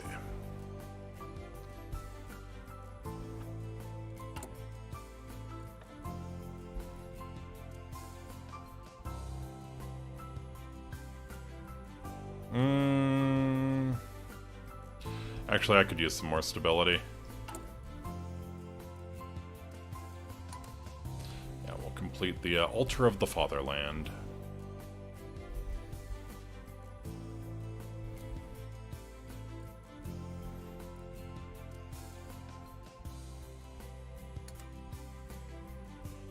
We'll keep tackling the Mafia here. And once we get to 70 stability, we can actually get rid of the Mafia. Well, not get rid of them, subdue them. How's the Jackie Clan doing? I'm telling you, Jackie Clan World Conquest. That's gonna be the next game. They're fighting. They're fighting hard. Alright, so yeah. Buffalo Chiefdom, Equestria region. Dear lord, so much happening. Infamous Buffalo State has existed as an enclave state within Equestria for decades now. Proud Buffalo chiefs did not accept ruining and exploiting... Okay. Christ, do I really have to pause for all of this? They're soiled by pony farmers. However, many experts doubted the state was truly independent as they fully relied on equestrian trade. Situation has changed in recent years as a new Buffalo leader rose to power, Chiefess Strongheart. She was known for her warm attitude towards ponies. As follows, she accepted Princess Celestia's offer of friendship, and today, the integration of Buffalo State as an autonomous region of Equestria was finished. All Buffaloes are going to receive full citizenship and farming subsidies. Opio is the best character in all the webcomic because in one page she gets a magical sword and becomes buff and gets some cariñosas. Oh, baby.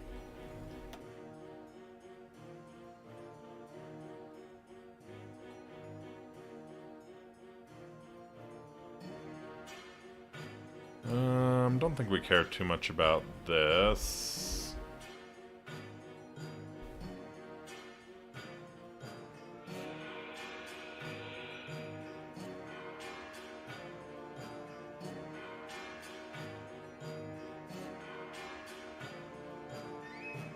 Alright. Let's start working towards taking over Abyssinia here.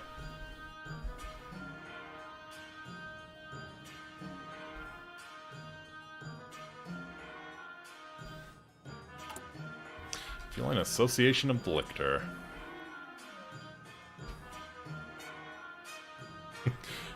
Logically mean rolling over a lot of Abyssinian felines.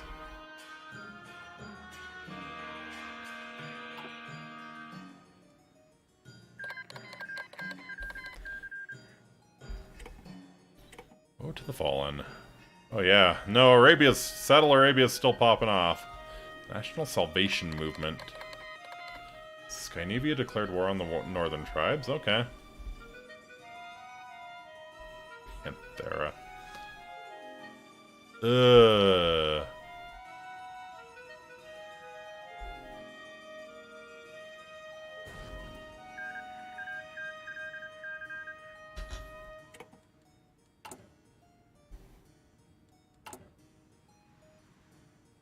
Okay. Says incoming call from hotties. Oh baby.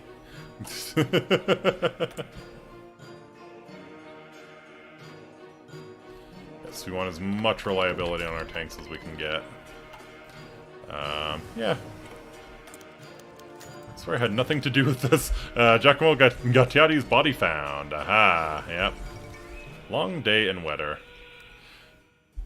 Chaos consumed the Griffin colony as today, on a warm summer day, Governor T-Feather was shot upon the stairs of his manor. Unfortunately, the assailant managed to escape before police could arrive, and without a scapegoat to blame, the Griffins turned on each other. Long-standing tensions between the communists, the Harmonists, and the fascists exploded, and the streets ran red with Griffin blood. By the time the military and police force managed to restore some semblance of order to the country, thousands of Griffins lay dead. After a long and bloody day, every Griffin had but one simple question: what happens next? Well, you could have just fixed it with friendship. It's the Bogdanovs calling. Do you answer? Yes or yes?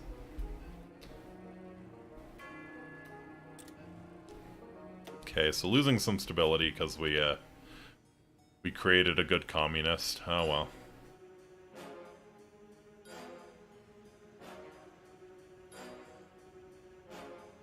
Well, all airplanes reliability plus 5%. That's pretty strong.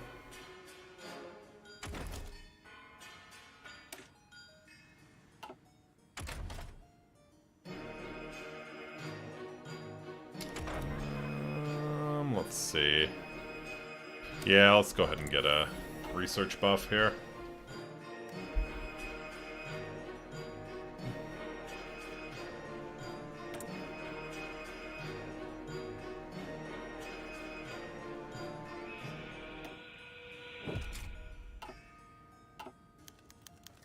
Fascists arrested over Gattiati's murder. Aha. So they figured it out. Griffins behind the murder of Giacomo Gattiati have finally been caught, as the police have apprehended 5 individuals who are in relation to the crime. Evidence against them at this point is overwhelming, and many legal experts are already guaranteeing it to be an open and shut case. In a turn for the worse for the PNF and Biccolini, though, one of the alleged murderers is a known and prominent Blackwing officer. Aha. We're gonna...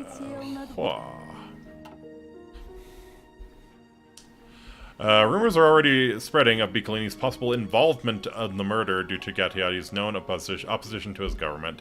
2 options have been put forward by our officials. First is a save face and let the trial go ahead. While it would undoubtedly hurt the reputation and popularity of the PNF as a whole, Biccolini's innocence in the case would be proved and the government itself would get off scot-free. The other option is to use our connections to get them off the hook. Our party wouldn't take the hit that an actual conviction would bring, but it would only increase suspicions of Biccolini's involvement and erode trust in the government. Ooh. That's shitty choices all around. Yeah. I think, yeah, I'm still the biggest party by far, so not worried. Showed the page to one of my friends and that he wanted to be Opio.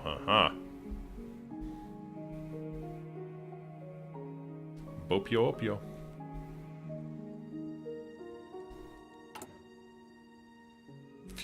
Feline Association of the Lictor. Oh, I hate it so much. I hate it so much. Yep, there they are.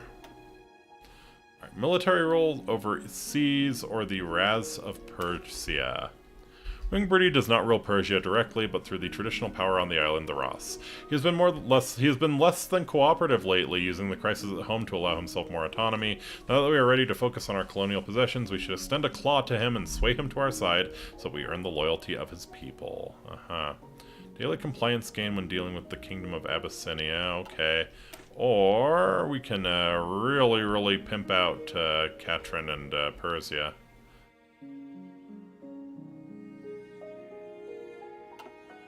You know what? Using local leaders is probably the smarter way to go. I love every single one of these. This entire branch is just perfect. Colonial troops, the limited self-rule, the feline assimilation.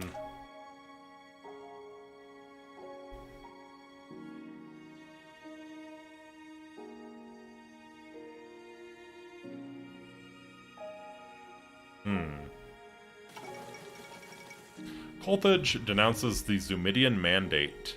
Zalathel Zarka, Sulfrit of Carthage, gave a speech on the Senate floor today denouncing the Zumidian Mandate as an imperialist affront to civilization. Speech was broadcast live over Hippogriff-controlled Zumidia and coincided with a large-scale exercise on the Carthaginian Army and Navy on the western border. The Hippogriff government reacted to the provocation by giving facts about the security and economic boom in the Mandate territory, calling the Sulfrit out of control and dangerous. In reaction to the exercises, more forces have been sent to Zumidia by Eris, and international observers are warning that the situation might escalate irreversibly if a compromise is not reached. Okay. Well, so much for us controlling Pony Libya. Dedication of the altar. Dedicated to the sacrifice made and sacrifices yet to come. Aha. Resembles a giant typewriter. Uh-huh.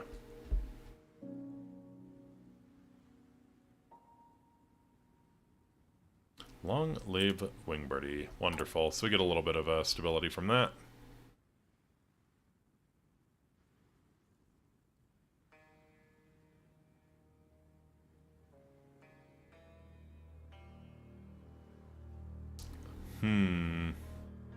Mafia influence. Okay. So once again, they're powerful.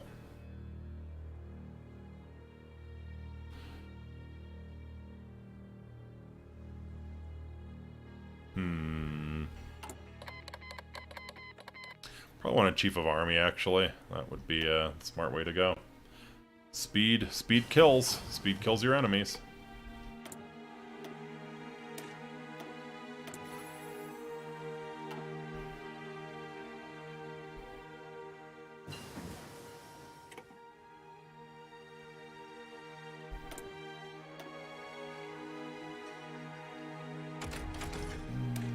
Yeah, we'll go ahead and... Kervin Republic declared war on the Republic of Zapsia. Oh, that's kind of close to home, isn't it? Cave. Okay, thank you.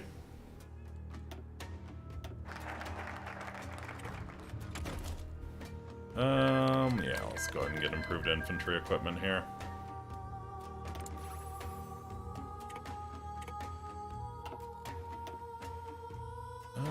Intervention in Arabia, develop Persia, colonial troops, yep.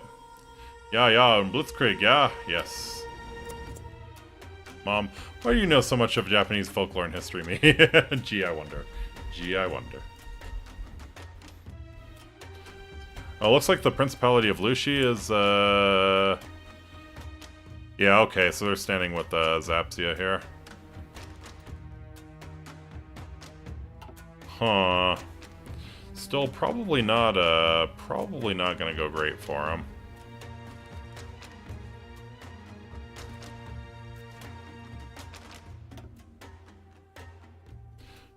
No, we could improve our Mountaineers. I think I want to save it for Land Doctrine, though. Oh, we don't have any Land Doctrine. Yee. Do we have an infantry guy? Yes, we do. Wonderful. Give me the infantry guy. The Sony. Okay.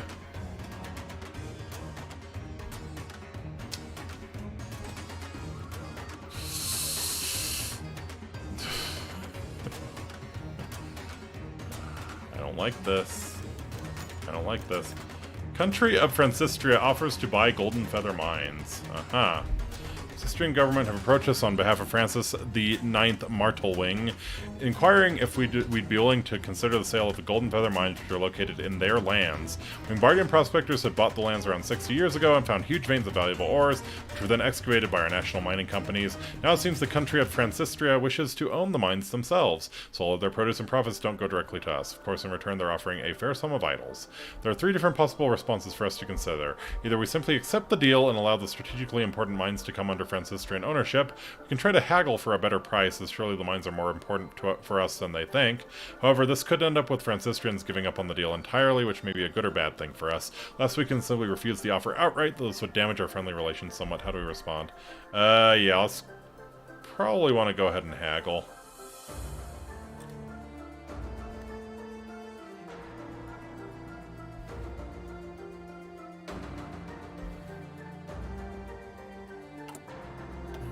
Let's go ahead and expand the airport here.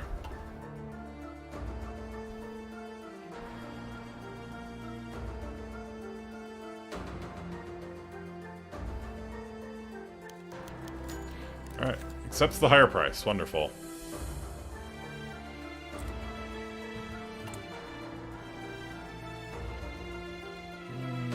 Regrouping. Yeah, let's go ahead and get division recovery, right? Expand into Cat. Oh, are we gonna get a little bit more of a foothold then? Is this Cat? This is Cat. Okay, we're gonna get a little bit more of a foothold then, thank God. I was not looking forward to fighting out of a single tile here.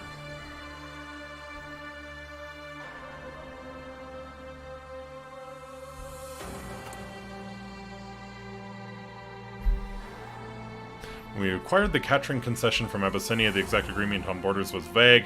While there were internal issues, the government had been content to just exploit the city. If we want to expand our Zebrakin holdings, however, we need to acquire the surrounding Cat region as a staging ground for military operations. Indeed.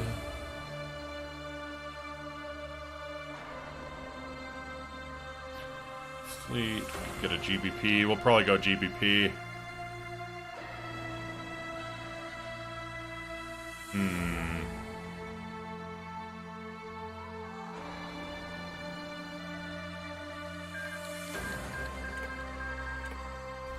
Actually, you know what? I think we might go up on conscription here when we have the chance. It's probably the play.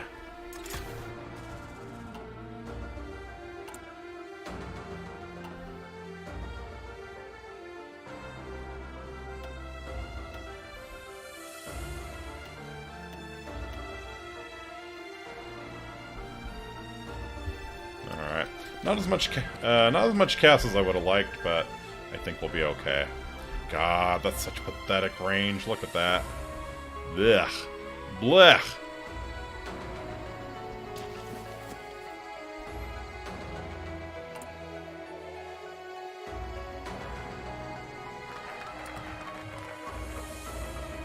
Spin Cat.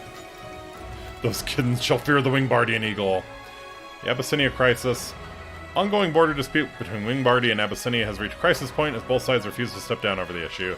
The Wingbardian colony of Katrin is seen by the Abyssinian government as an illegal occupation. Recently it was discovered that Wingbardia had built a fort near the town of Cat, located in land Wingbardia claimed to have purchased but previously not occupied. Skirmish broke out between the colonial garrison and Abyssinian police, with both sides blaming the other. The incident has since spiraled out of control, and a buildup of forces on both sides of the border suggests that soon the dispute will soon escalate into an all-out war. Cannot stand. Attacked. Oh, we're just going. We're just going. Okay. Well, glad I put the planes up. Oh, look at them go. Look at them go.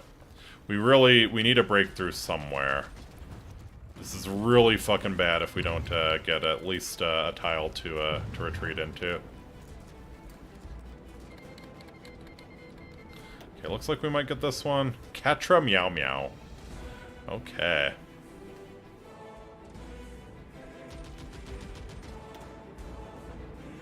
Okay, the Cass is not doing the work that we hoped it would. Wisna, yep.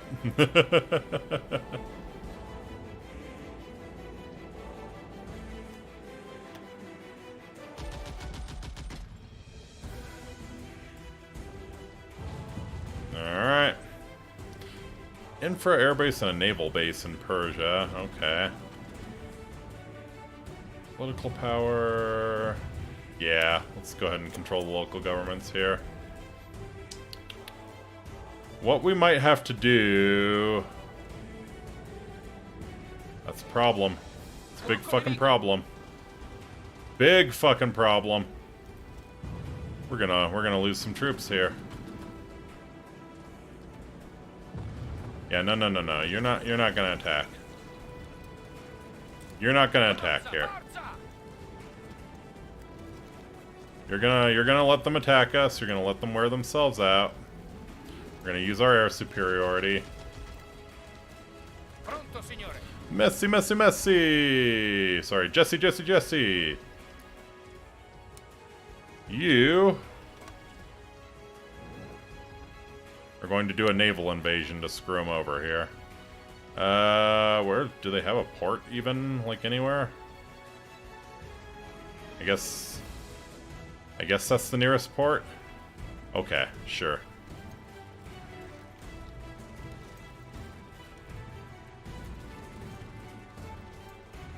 Yep. Sure.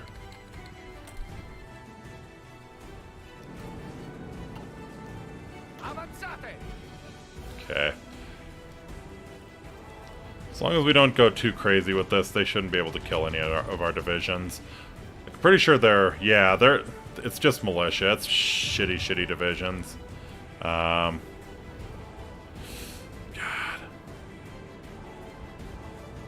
You know, I was really rather hopeful that our air superiority would make a difference.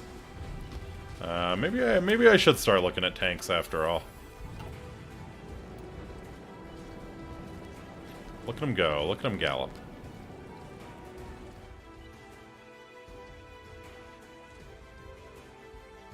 Alright, so we're gonna need to get the Navy out here. Alright, naval invasion support, please. There we go. Humph, yeah. Like I said, I don't know this mod. Everyone treats tanks a little differently. I'm just working off my knowledge of base game HoI4, where tanks don't really matter that much. Truly the Italian experience. Truly indeed. No, we don't want you in our wars. I don't want them in our wars because they might actually try and take stuff, like in the peace deal. E-hacker. I'm the air superiority. Interesting. Vi respingiamo, signore.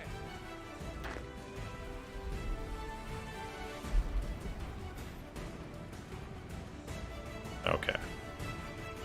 So yeah, just need the dudes to hold out for another 30 days. I think very possible. Very possible.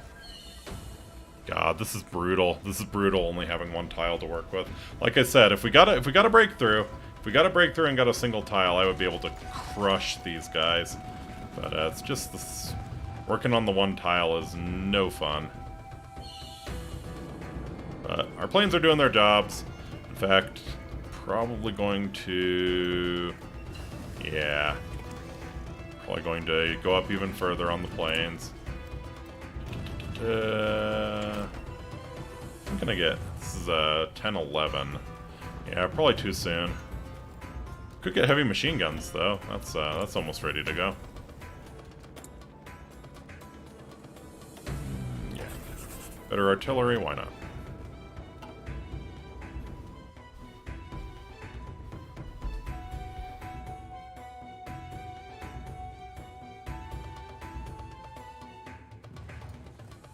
Tigray, very nice.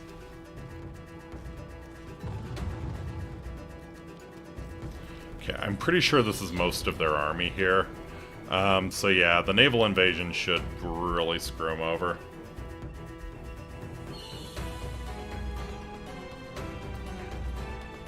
Some of you may die, but that is a sacrifice I am willing to make.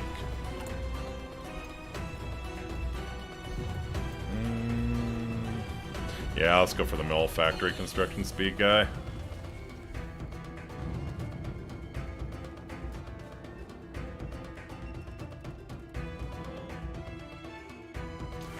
Okay, how we doing here? Yeah, I need more casts badly. Might pull. What could I pull? Not a whole lot.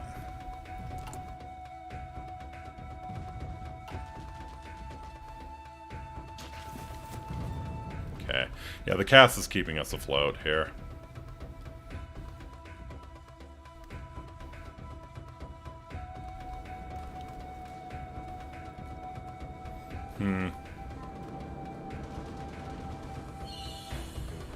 Yeah, something tells me this is probably the way you were supposed to do this war in the first place.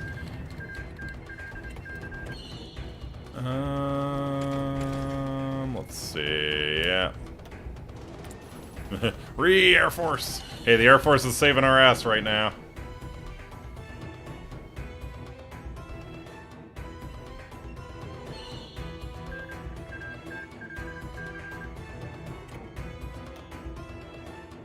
Okay, they have more divisions than I thought they did. That's the problem.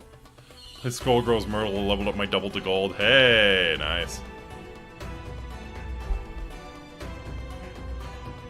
Okay, looks like they're giving up on the attack, at least. I'm sure if we try to go in on them, they will get right back at it. Yeah.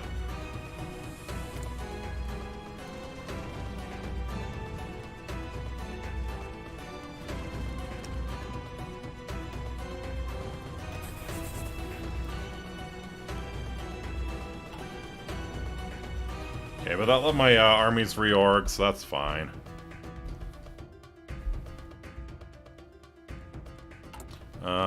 Yeah, I need to start drafting some children to come and fight in my wars.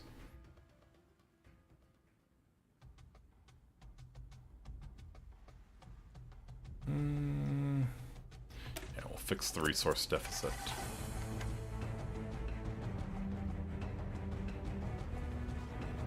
Okay, so what? They have 14 divisions here. They have anywhere from 10 to 32, so probably 20-ish. So yeah, they're not going to have much to control the naval invasion. Let's go. Jesse, Jesse, Jesse!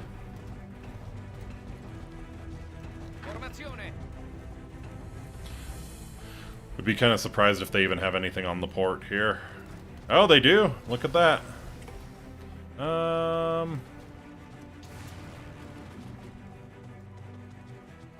Alright, we should be able to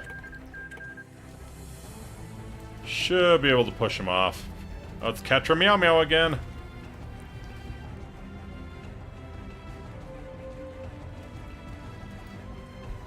Yeah, we're gonna push him off the port. Wonderful. And yeah, I think I will get a tank division going here. Because yeah, obviously I need it.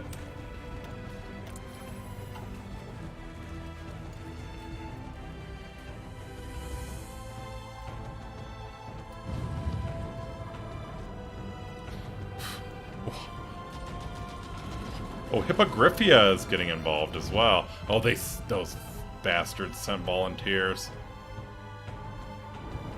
Okay.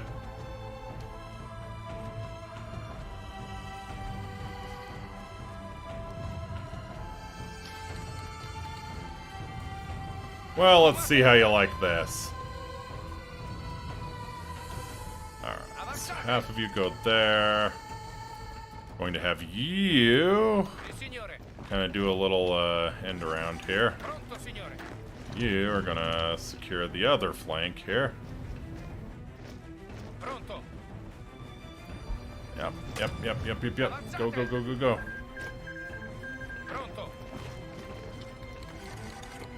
Oh. Okay. Trap that idiot. And we're gonna trap this idiot.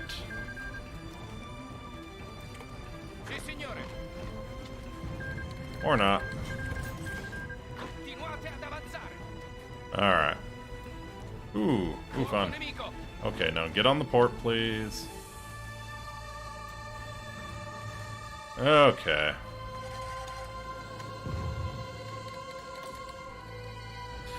So yeah, the idea is that they'll have to pull some troops away to defend this front now.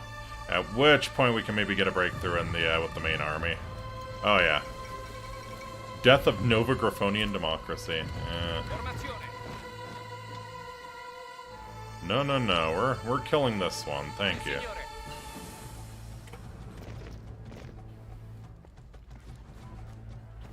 Signore. Oh. Sì, signore.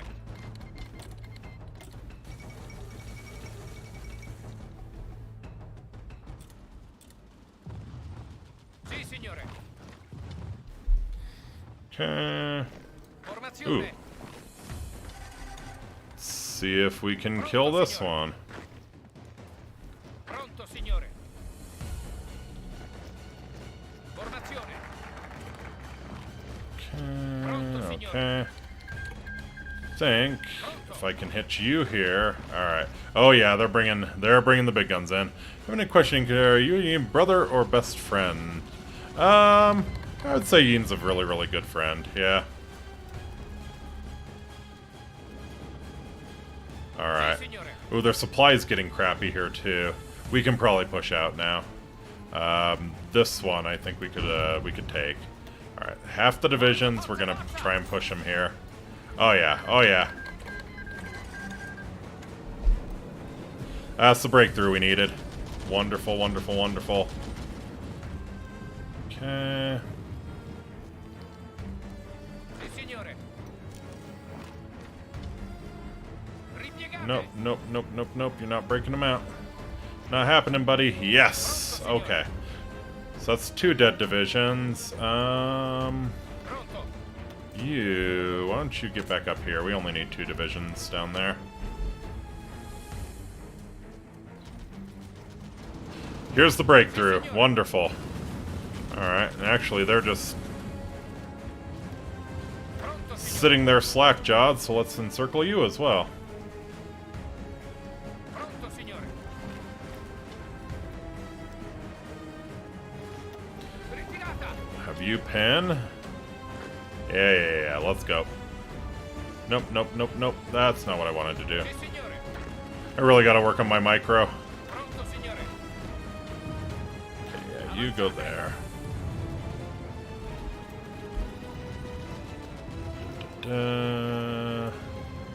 And got him. Very nice.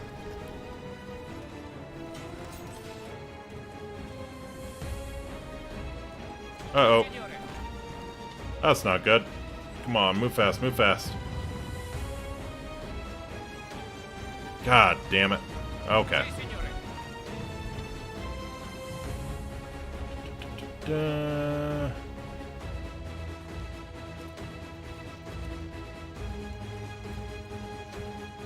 Come on. There we go. There we go. That's what I'm talking about. Okay. One of you help kill this pocket here. Okay. Very nice. Very nice. Very nice. Let's see if we can push this pass here. I always forget to do tech and focuses and stuff when the ship pops off.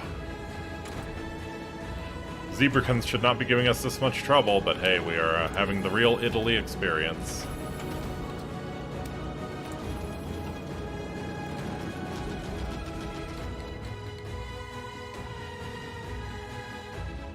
Alright, if we can... Formazione. Fuoco nemico. Stop there. Avanzate. Yeah, if we can push here... Yeah. Okay. Help with that. We'll be able to trap these guys. And at that point, their line should probably start falling apart. Pronto,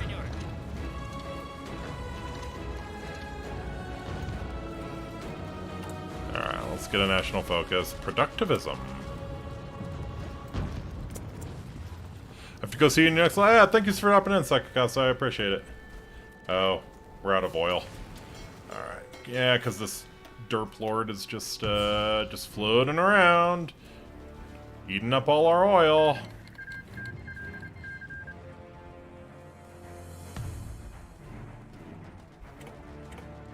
Alright, we'll do a quick trade for oil. A cheeky oil importation scheme. Avanzate! Avanzate!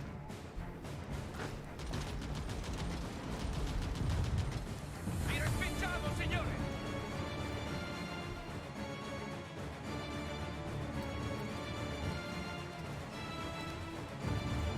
Uh-oh. Pronto, signore!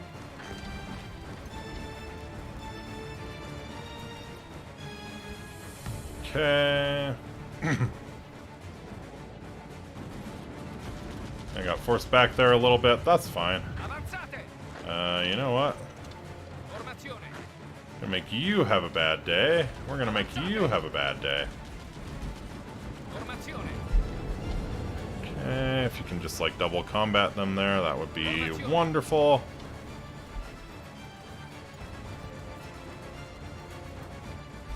Okay.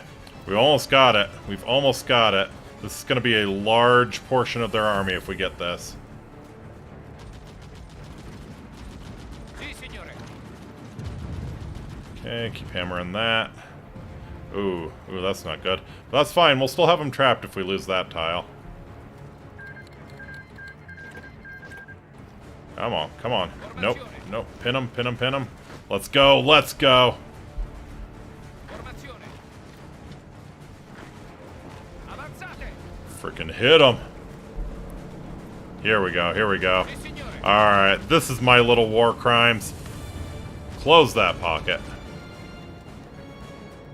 Sì, signore! That's... Yeah, you didn't really close the pocket there, buddy. Okay, fine. We're still gonna get a bunch. Pronto!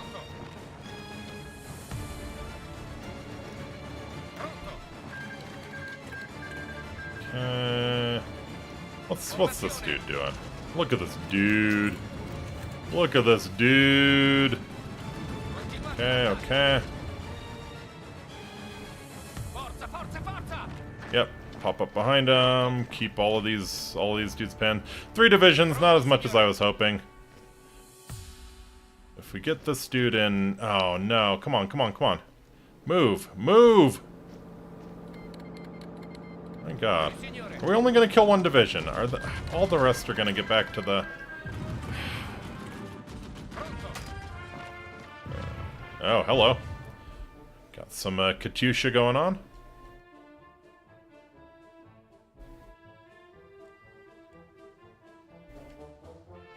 Okay, who's the better general here? 4334, 4433. Probably gonna prefer Jesse here. Formazione! Pronto! Sì, signore! Okay, yeah, you guys are gonna go on that. Let's have 3 of you holding this. Sì, signore! Yeah. You get on that as well. Pronto, signore! Nope, and we're gonna do a big push with 9 divisions in the north here. Well, except for you guys, we're gonna be there.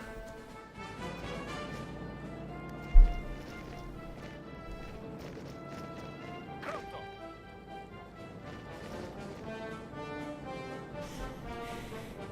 Oh yeah. Oh yeah, their line's full of holes. Pronto, signore! They don't have the means to man their lines here. Which is perfect. That's what we're looking for. Pronto, signore! Pin this loser. Oh. Pronto, signore! The tank volunteers from Hippogriphia, I'm not a huge fan of. Gotta say, in fact, you know what? We're gonna try and kill you. You have you have no supply, so I think we can maybe kill you. Vi respingiamo, just nudge you in the right direction towards oblivion here. Formazione. Where are you headed? Nice! We overran. Wonderful. Formazione. Pronto, signore. Formazione. Avanzate. Not sure why that didn't die when we overran it there, but okay. Vi respingiamo, signore. We march inexorably towards your end. Formazione. Okay. Oh, hello. Changelings occupy polar bears, no! Damn you, Chrysalis. Pronto, signore. Fold. Second Equilian Republic's kind of popping off. That's not gonna cause trouble, are you? Nah, it's fine. Oh. Messi got the naval invasion, Alright. Sì, signore. And in there, we killed the Hippogriff volunteers. Wonderful. Pronto. Let's see if we can do even more trolling here. Avanzate. Even more dunking on these idiots from Hippogriff.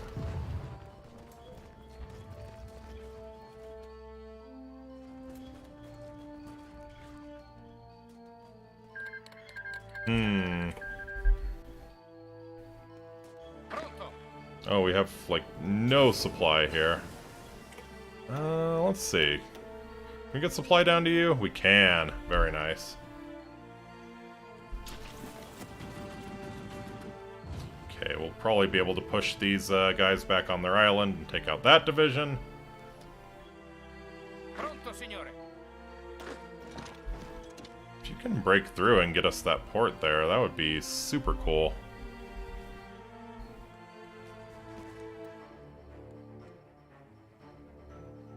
Continuate l'attacco.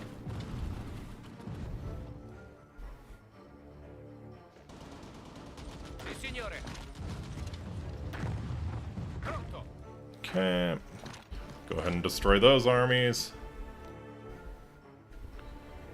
Avanzate. Beautiful, beautiful.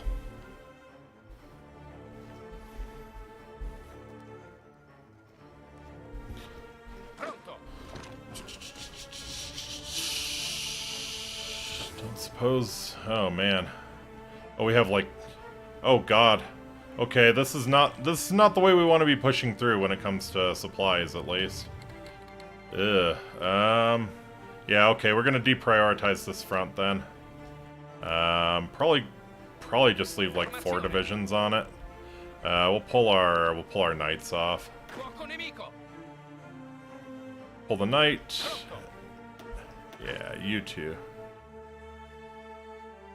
We're gonna go ahead and put you on that front.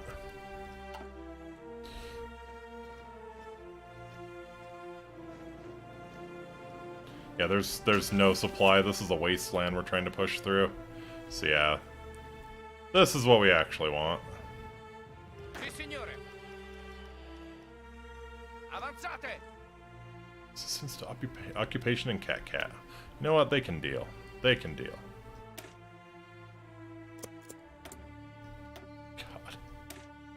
God. Sure. Atomic research. That's what I need. I need atomic bombs. I can be trusted with atomic bombs. Certainly. Yeah. Support weapons. Give me, for the love of God, give me more mills.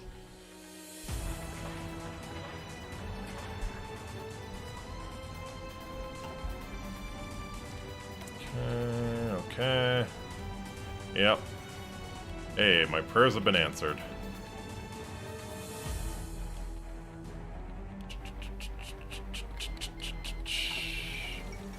The North Zebrakin.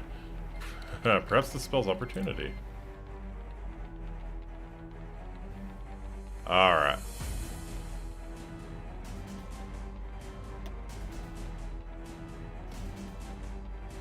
I think the end is in sight, though. Once we push through, once we kind of push through the mountainous region here, we're gonna be in a really good position. Let's get you, yeah, very nice, very nice.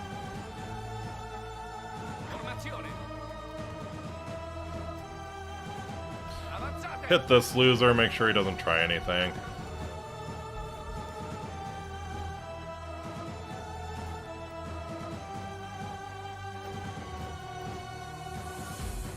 Okay, need a Fall of Winter. The mountain awakes. In a fiery address to the citizens of Hippogriphia, Queen Nova announced that the ongoing war would require the full mobilization of Hippogriphia's considerable strength. No effort would be spared to defend their homes and their way of life. Well, initially caught off guard. Oh, I think I swallowed a fly there. Initially caught off guard, seemed the Hippogriffs are rallying to the fight, retooling their considerable industry towards wartime production, preparing for a long struggle. The really nice thing is that they're not interfering in my war anymore, not that they're in a war of their own. That's what I really care about.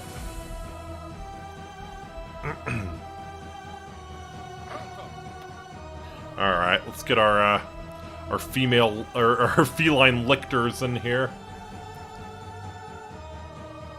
Oh yeah, we're out of manpower. Let's start drafting some rubes.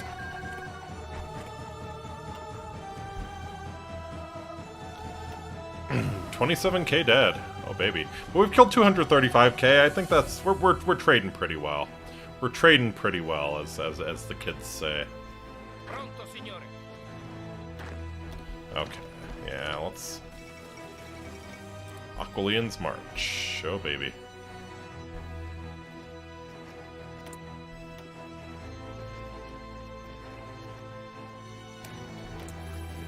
Yeah, we'll get some decryption power here.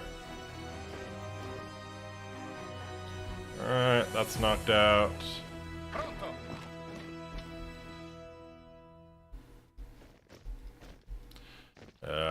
Mountain division in a mountain tile is... Well, it's a hill tile, it's not a mountain tile, so...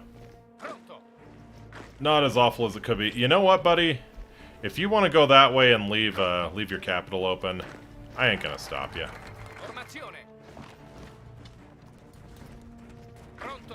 Yep. If you want to die, go ahead and die. There goes their capital. Tire Miawa.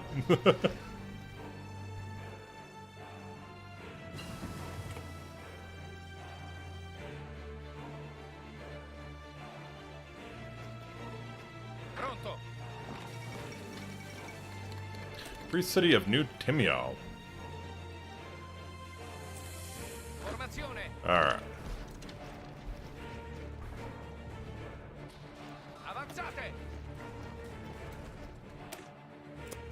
You're just... They're not really defending this, so we're just gonna start snaking here.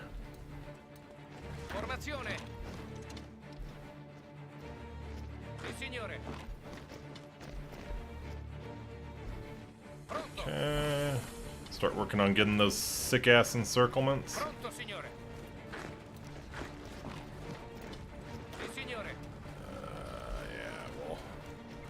You go down here and kind of come around and attack. Killed this nerd.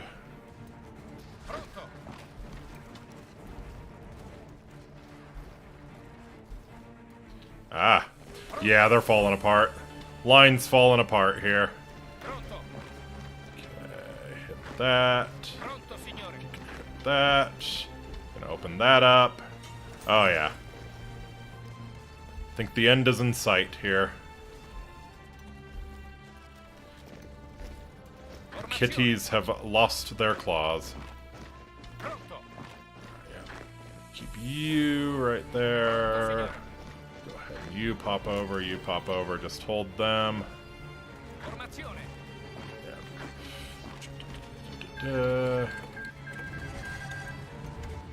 It's most of their army dead. Storm King's heir. Oh.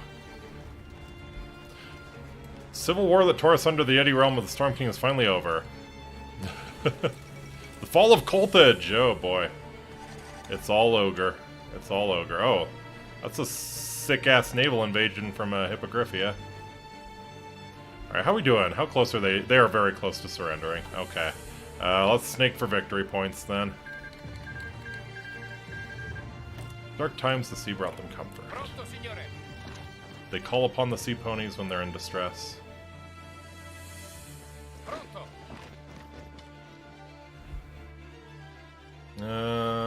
This might capitulate them. If not, yeah, probably taking this will. Formazione.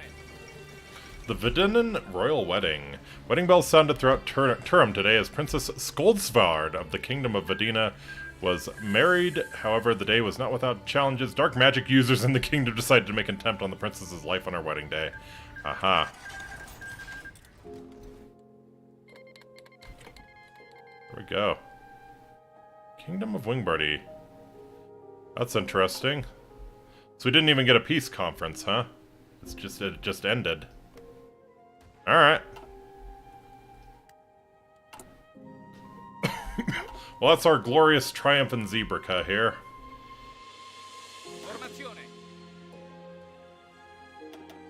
Pronto, signore.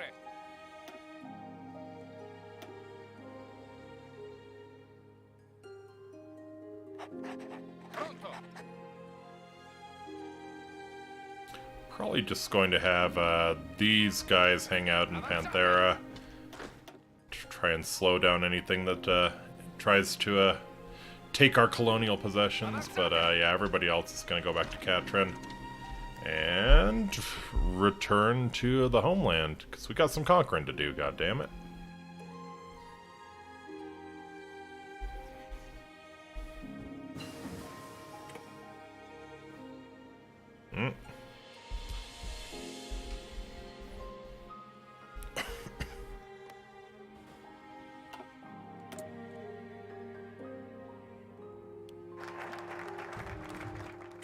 Didn't seem like it, but Air Force definitely did save our ass there. Triumphant Zebraca. Base stability, base war support, and a bunch of political power.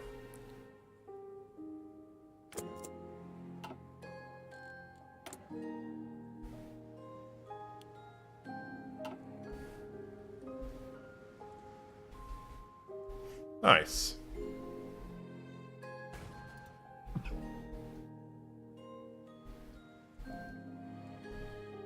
So it's kind of interesting. It seems like there's two different ways you could play. Valkorian operative. Spying on me, are we, Mr. Valkorian Queendom? I didn't complete miss the stream, but I'll have to rewatch from the beginning later. It's pretty wild. It's pretty wild, Yeenie. I think I've said this a few times, but I think one of the rules of the internet is that if it exists, someone has made a disturbingly high-effort pony version of it. And that is definitely the same for Hearts of Iron.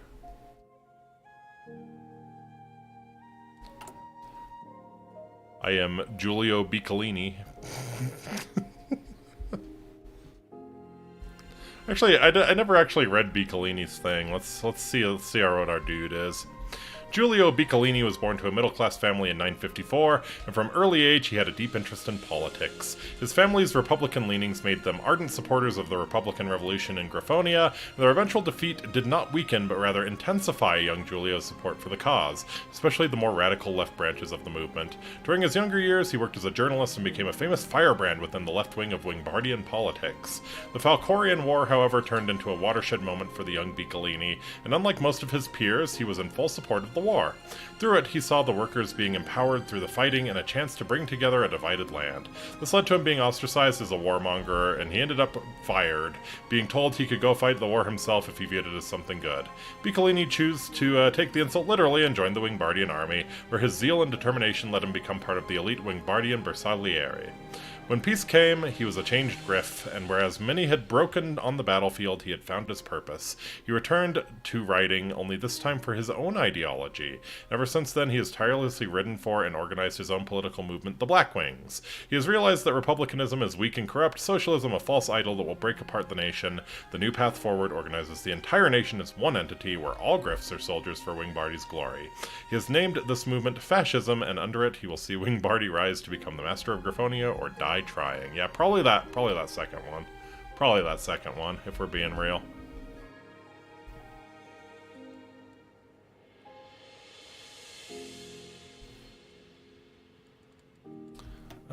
Oh, you know what? Let me go ahead and we're probably gonna go Grand Battle Plan. So, let's get the first good old trench warfare. GBP, get some prepared defense eventually. Wonderful.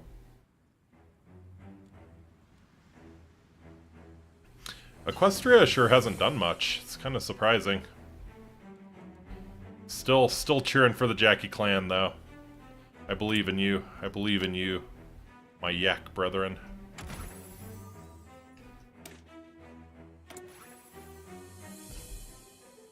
Magical early warning systems. Oh, baby.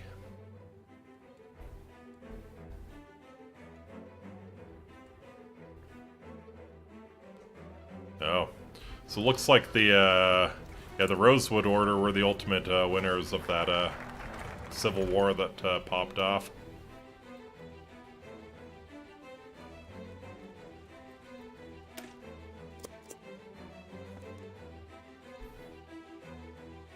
Oh hey, we have enough stability to take down the Mafia now. Send in Grover Gory.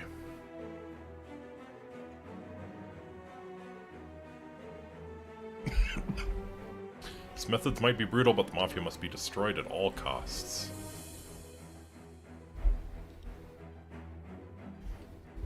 Okay, we should be able to take them down pretty easy.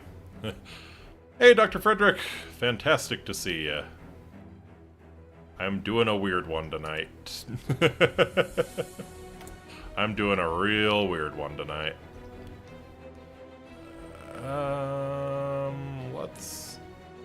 Let's go up on fighters. I firmly believe that Cass saved our bacon there. Ah, hell is looking a little different than I remember.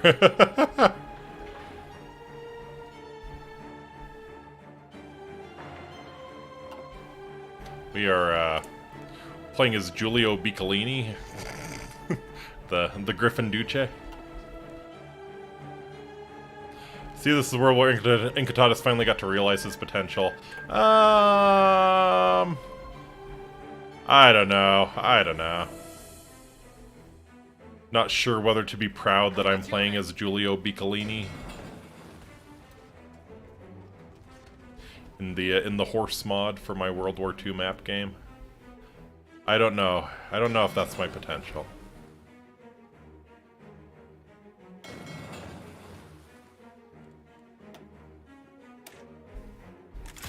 Alright.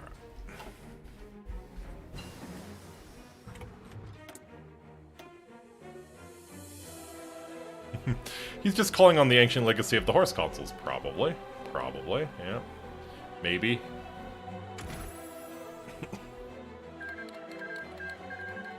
Stalingrad flies the red flag over the Democratic Republic of Pingland in its eternal struggle. They newt no more. No! Not the penguins. Horses are somewhere in the Griffin mix, right? Yeah, somewhere. Here's Equestria, led by the inimitable Princess Celestia, born time immemorial. Myths and fables tell of two regal sisters who ruled together, creating harmony for all the land. The eldest used her alicorn powers to raise the sun at dawn. The younger brought out the moon to begin the night. Well, it's obvious today that the tales speak of the royal pony sisters who rule Equestria. Few, if any, concrete facts are known about their history. Their achievements in defeating Discord, King Sombra, Lord Tyrek, and other terrors have become legendary. Princess Celestia's role in maintaining 1,000 years of peace after Nightmare Moon's banishment has been well documented. Responsible for raising the sun and, until recently, the moon, she is perhaps the most beloved creature in the world, being a staunch proponent for peace, kindness, and cooperation. With the recent return of Princess Luna to assist her in rulership, Princess Celestia continues to perpetuate the long, relative peace for all the ponies of Equestria. What kind of an army is Princess Celestia rocking, I wonder? I'm sure our intelligence is probably not great, but I can sort of anywhere from 26 to 106 divisions. Yeah, so probably 60-ish divisions would be my guess.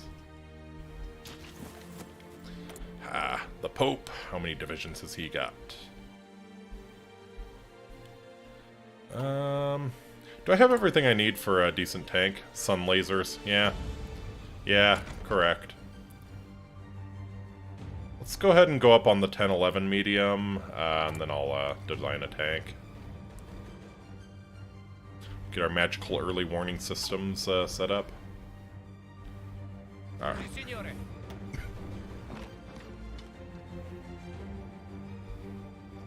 Pronto, signore. Oh. Ooh, we got some good field marshal traits here. Yeah, give me Logi Wizard for sure.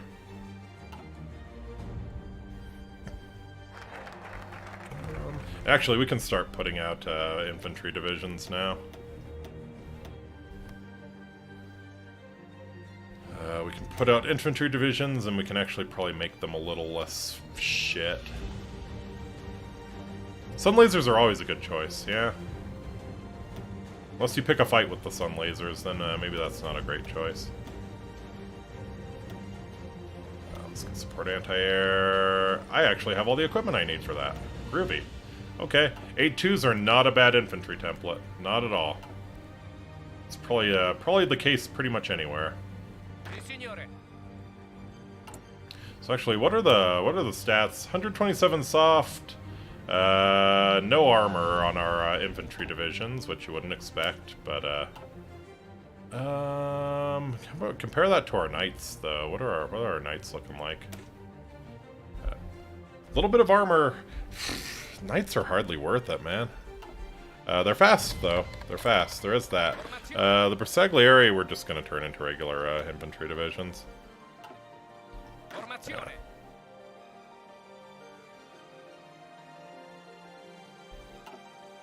Got these piece of shit black shirts that I want nothing to do with. The Ground Council of Fascismo. Fascismonly.com. You don't have to be lonely.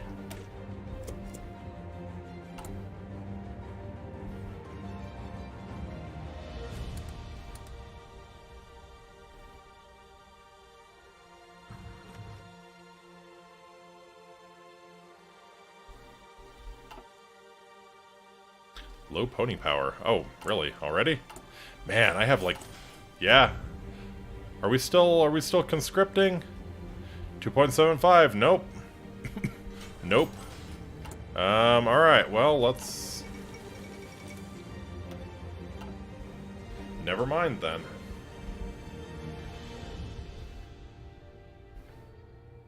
I think we should mess with Equestria here. I think we should see how willing they are to defend their little vacation dominion here on the Griffonian coast. We'll see how that plays out. We'll get the Grand Council of Fascismus going here, so they can tell me what a good idea it is to invade all of our neighbors. Surely they're learned individuals. They will approve of such a thing. The Iron Commissioner. Ah, yes. Giovanni Gori. Or Grover Gory, the Iron Commissioner, stood there with a pleased smirk. Giovanni growled and slowly opened the door and put on a smile as he stepped into the street. So you got a new uniform, Grover? And you're still in those cheap suits, Giovanni, Grover said. Haven't done anything you can pin on me. Let me and my griffs go. Those were the old rules, Grover said with a smile. There's a new boss now. He nodded to two Blackwings next to him, and a tarp fell from the market cart. A machine gun had been set up on it, manned by two Blackwings, sighted right at the car. 4 hours later, Giovanni's body was dumped at the gates of the Gorleone mansion. Don Gorleone insisted on seeing it himself. Look what they've done to my son. The Equestria is supposed to be the America stand-in. America/Britain, yes. Well, they're a little more dominant, a little more internationalist. So probably closer to Britain than America at the time. Oh wow, that's a lot of rubber in Warthog Forest.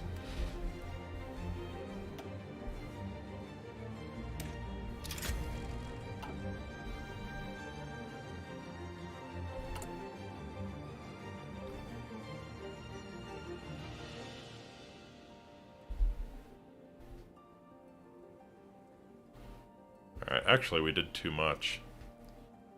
The North Zebrakin Expedition. Hippogriffia is a subject of Kingdom Wingbirdie, is at war with Kingdom Wingbirdie. Golden opportunities presented. Hippogriffia has found itself embroiled in war with Coltage and Chiroptera, two powers which outmatch it on land but cannot compete at sea. If we offer to join the two, we can use our navy to ensure an easy victory and extract valuable concessions from the once mighty hippogriffs. Interesting. Interesting. Do I want to do that, or do I want to focus on land?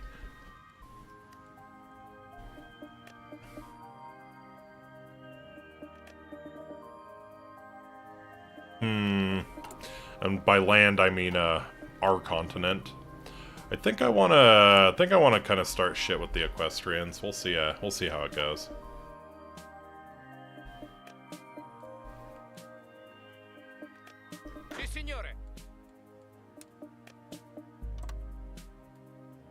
Oh yeah, I forgot these guys are in my faction. Okay. So yeah, I should be in a pretty good position here.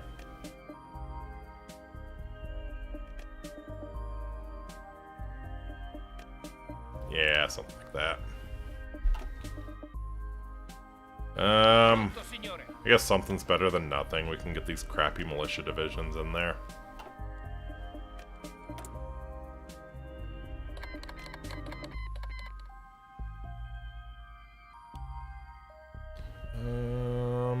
Do we... Other really good question is, do we have airports to operate here? Oh.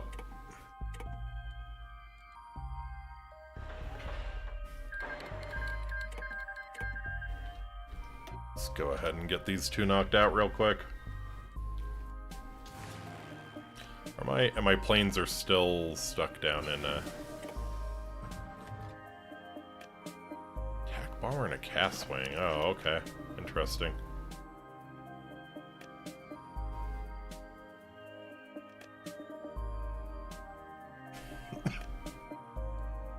Alright.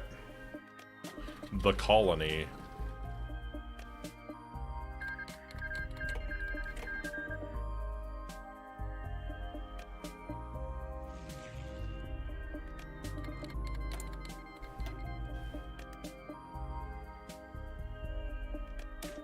Production efficiency retention and production efficiency base, that's really strong.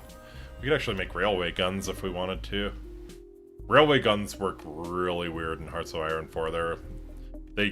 They're based on your production efficiency base. It's really, I don't understand it fully. Add fascism only, grants daily harmony, communism, and unaligned support. They lose a bunch. Glory to Wingbirdie. Alright, yeah, we're gonna move down the starting shit with the Equestrians line here.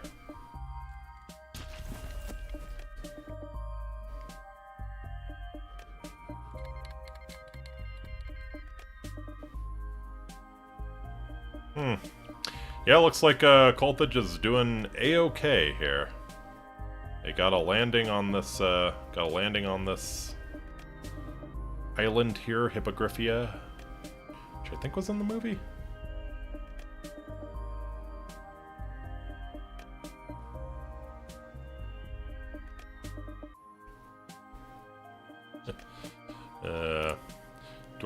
I guess our faction members sort of like us. Of Sparlos. Dorotheus Featherin.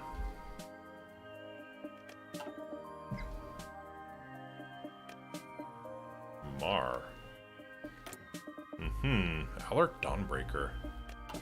What a name. Yeah, the commies are getting their ass kicked. You love to see it. You love to see it.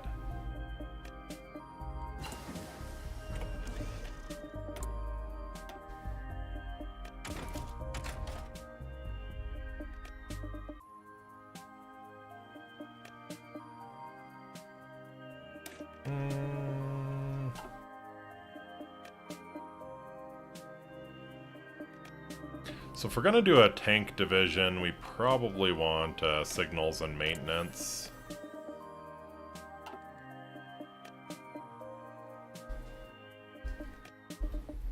Hmm.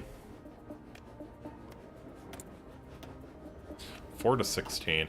You know what? It occurs to me I never actually created an intelligence agency. Let's go ahead and do that.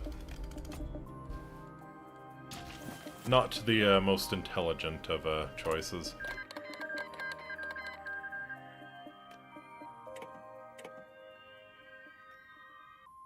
National Recreational Club, ooh. So yeah, I think the Mafia's done. Yeah, the Mafia's done.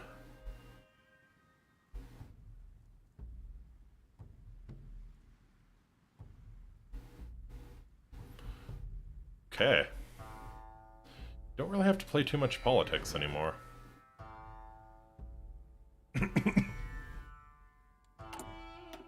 So let's see. Secure Toulouse. Oh. Interesting. I see. So actually, first we're gonna need to get Pronto, signore. Alright. First we're gonna need to get Falcor taken care of here.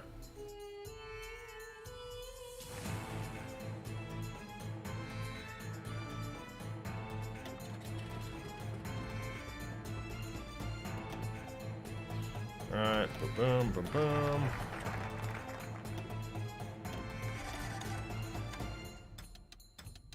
Have half of you in Soarplane, half of you in Falcor. Okay. Glory to Wingbirdie. The Great War. The Changeling... Oh, here it is. The Changeling Kingdom has officially announced that a state of war exists between Equestria and them from now on. Several bombing raids were performed by Changeling Aviation onto the frontal units and towns in the area before the official declaration of war. It's a turning point in history for us all. Equestria has not seen a major war in many centuries, and the public is stunned by the events. Changelings seem very determined and confident in their actions, which can't be said about Equestria. It will take a while for the Pony Nation to put their economy on war rails. We will observe the situation. Great. So this is going to be, this is going to be the perfect chance to snatch some colonies off Equestria, then.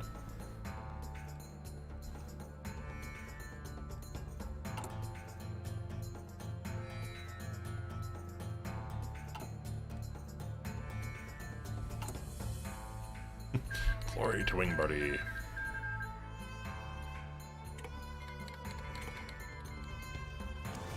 What's is the Yaki clan still, yeah. You keep fighting, Jackie clan. I believe in you. Fall of Van Hoover. Several days of fighting, Changelings broke into and took control of the strategically vital Equestrian city on northwestern shore of Van Hoover. Equestria has lost a valuable naval base and trade port, and the Changelings have secured their right flank. However, Equestrian commanders are already planning a swift counteroffensive to liberate the city and secure the harbor. It's only the beginning. Only the beginning.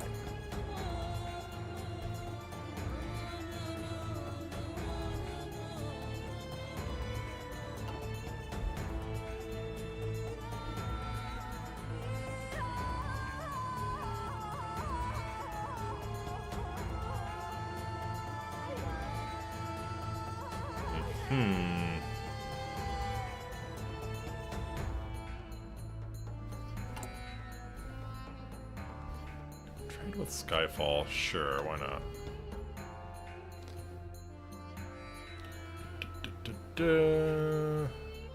Yeah. Equestria loses Tall Tale. Skyfall accepts stonks. Following fierce close quarters combat, changeling troops have officially gained control over the city of Tall Tale. The Equestrian defenses were badly damaged by a bombing raid shortly before Chrysalis's army attacked. A great firestorm had engulfed the city, burning its many parks and trees to ashes. The outer defenses did not hold for long, and the fighting boiled down to intense house-to-house combat. Grain silos have been turned into fortresses and prevailed the longest. Despite heavy losses, the changelings were able to advance and push out the defenders. Another important city falls to the invaders. One wonders when the events will slow down, or if it will slow down at all. Okay, we've got a medium going. Actually, we can start working on a better airframe here. Let's go ahead and do that. Let's go ahead and design our tank. Tonks and stonks. Whoops, no. Give it 2 basic anti-air guns. Let's go. No, we'll give it a medium cannon. Radio's always a good choice. Armor skirt's usually not a bad one. We'll do the wet ammo storage for extra reliability. And... close support gun. Lose a lot of reliability. Lose a lot of reliability with all of these. We'll do the heavy machine gun. AI usually builds soft, doesn't build very hard units, so soft attack is king. At least in single player.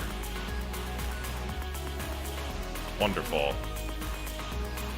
Actually get a little lower reliability there. 7 kilometers an hour, 98.8% reliability.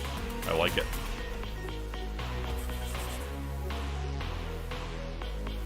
Okay. So I'll actually go down to 5 on the planes and start producing this tank proper. Go down to 5 on guns too. Cool.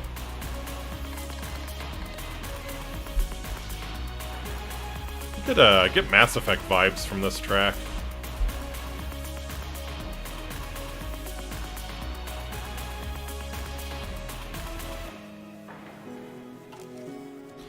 Operative. Griffin. Oh, an operative detection chance factor plus 10, so they're not particularly subtle. Sure. We'll go with you. Actually, no, we want you... yeah. In there. Since they're the first ones we're gonna go after.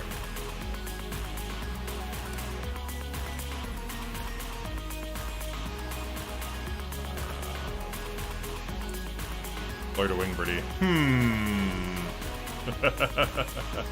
What? Are we wondering why the Griffins are poor spies? In the context of the show, I think it makes pretty good sense.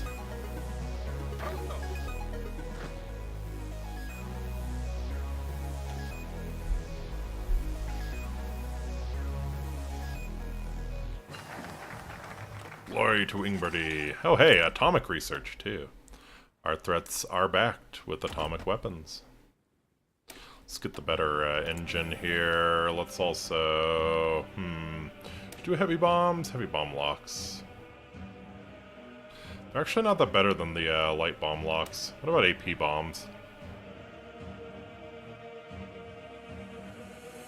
Oh, it's more for taking down ships. Fair enough. Yeah, let's go ahead and get a better anti-aircraft guns. Alright. Pressure Falcor. Falcor has hated us ever since their defeat 20 years ago resulted in their rightful conquest of their namesake city. They have continually pushed to regain their ancient capital. So long as a Falcorian nation exists, it will be a threat to Wingbirdie, so we will not allow a Falcorian nation to exist. Sounds good to me. I follow. Changeling Queendom wants to resupply their ships in our ports. Yeah, ponies are gross.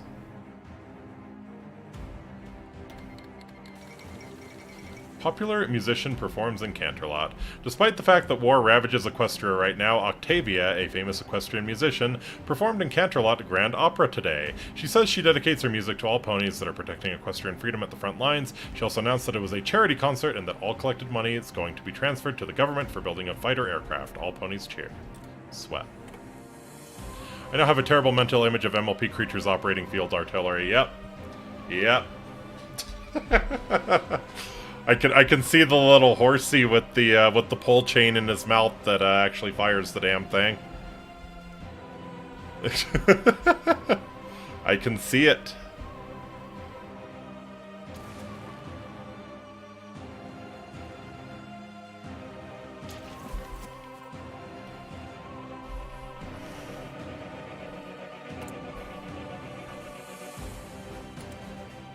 Alright, we'll keep doing region-wide industrial integration. That gives us more slots to build factories.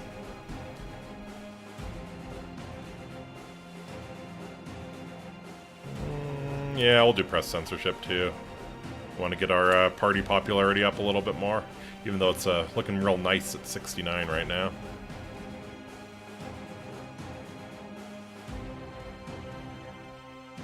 Do we have enough? Yeah, we've got enough soldiers to cover the entire front line. It's not a particularly thick front line, but let's see.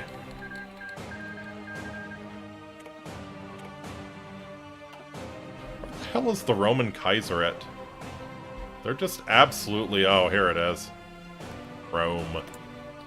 Kaiser Augustus Umkobi. Okay.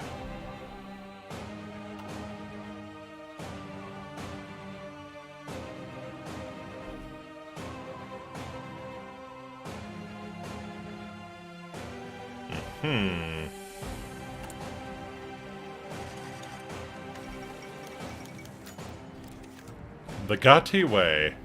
Foundation of the AGWP has not been an easy affair. Due to the poor economic situation of the kingdom, the project was originally underfunded. The original chair griffin put in charge of the operation quickly departed for fear he was set up for failure or worse. Instead emerged Genrico Gatte. Gatai, I think, was known as a rather crafty industrialist in Tolonkana. Some of his ventures were, man, that is a lot of words by you. Change in popularity, harmony, okay, gotcha. Oh wow, that's a good advisor. Shire has fallen. The puns keep getting me. It's, yeah. Lack of thumbs must be a huge disadvantage for many of these creatures. Yeah, luckily most of them have magic of sorts. Black smoke could be seen rising over the town of Shire today as the last remnants of equestrian forces were pushed out after a bitter battle for the strategic location. The equestrian positions held out valiantly, shooting down one changeling after another as they attempted to fly across the river that protects the city.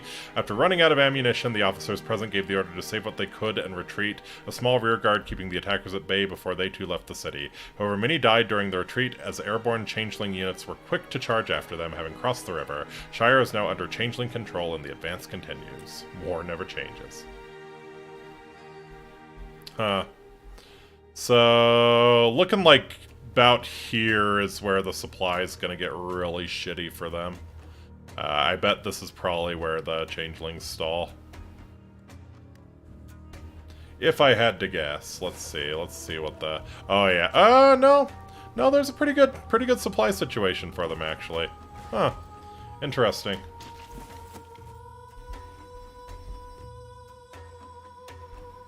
But yeah, I think we'll be able to nab Equestria's colony pretty easily here.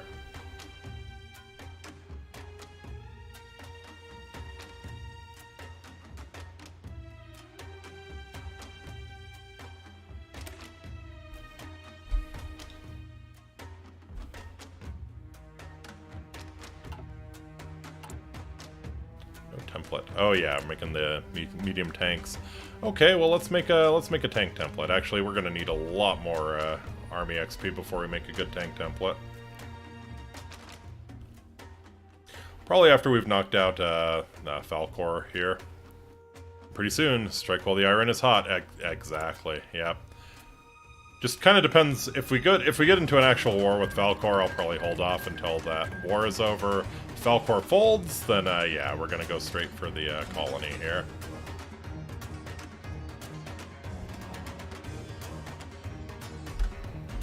See. An offer from the Kingdom of Wingbardy.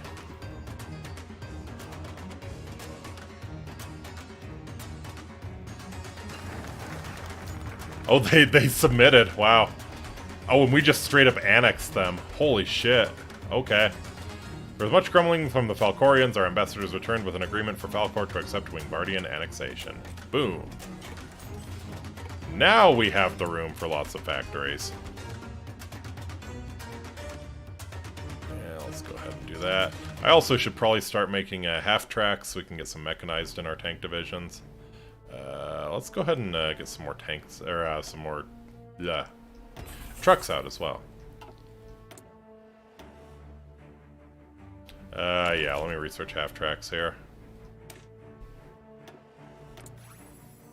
Also probably need the next level of infantry equipment here. Alright, yep, we're gonna go for the colony next. So, Falcor surrenders to the Kingdom of Wingbardy. In a stunning announcement, Giulio Biccolini has accepted the formal surrender from Falcorian Queendom.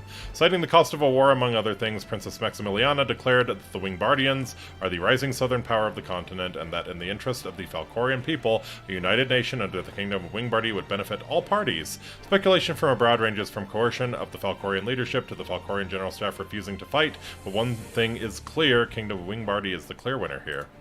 Mechanized infantry is the next best thing to cavalry. Yeah. Switch to their space. Yep. Strike with the iron is hot. Pronto, signore. Alright. So let's line up on Equestria's colony here.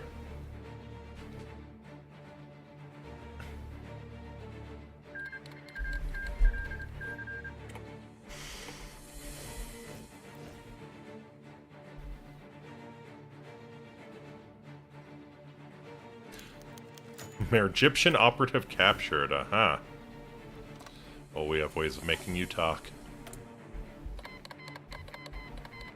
Ooh, yeah, that's a lot of, that's a lot of extra factories. Wonderful. Let's go ahead and go up on airplanes. Probably have enough artillery for the time being, and guns. Yeah, we'll keep going up on planes then. At least until we get the mechanized infantry unlocked, and then we'll have to crap out a bunch of that to really, yeah, really get a proper armored division going. Mechanized infantry supporting a column of tanks. This is how we do it. Mechanized cavalry, yeah, pretty much.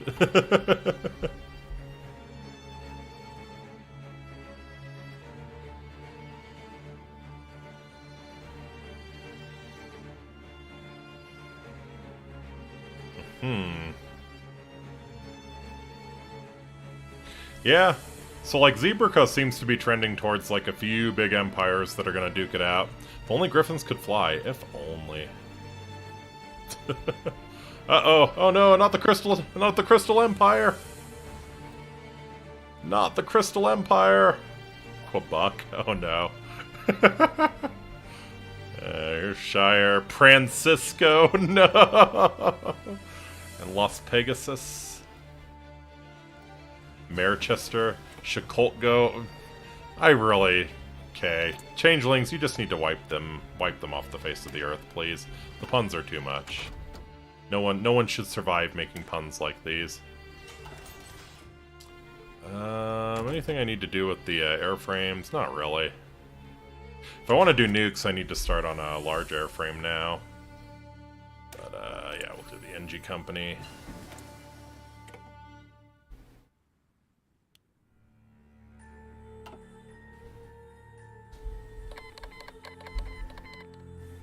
Purge the puns, yep.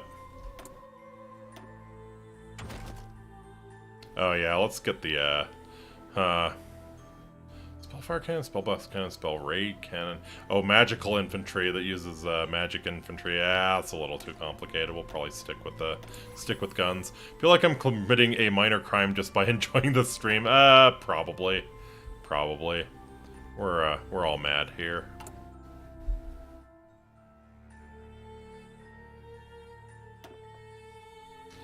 A million refineries. Yeah, we'll get the industrial concern. I probably should have grabbed that a lot sooner. It's only the crime of cringe, yep. If cringe were a crime, I would be going away for a long time. Motorized specialist, interesting. Huh. Probably want to get ground support though. Motorized specialist is cool to have. Ooh, survivability studies. Yes, I need that. We will finish that and then do better planes. Interestingly enough, they actually have a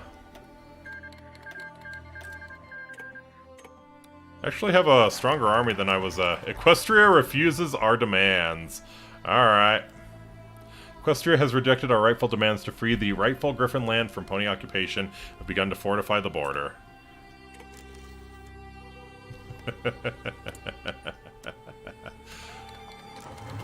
Ah, yes. Yeah.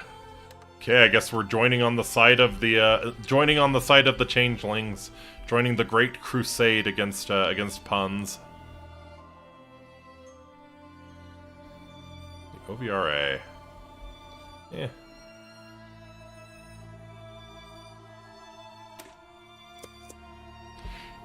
In before King Zog submits. Nope, I don't think King Zog is submitting this time. Alright, Avanti! I did not set up my air. Alright, so... I have you guys go over there, and then everybody else is gonna... whop. Boom, and whop.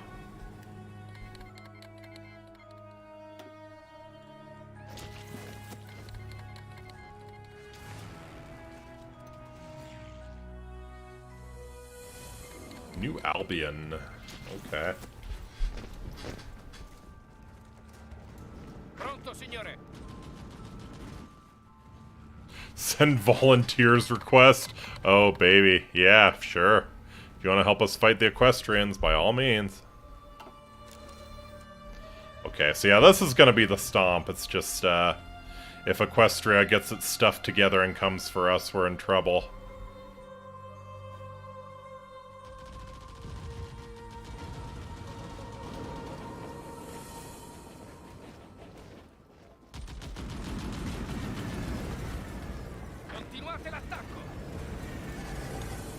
Okay, very nice, very nice.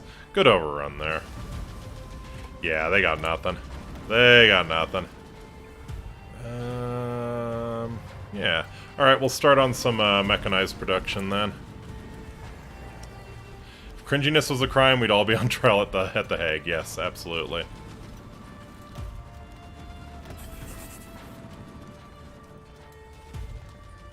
We'll go down to 5 on the tanks and do try and get 5 on mechanized eventually.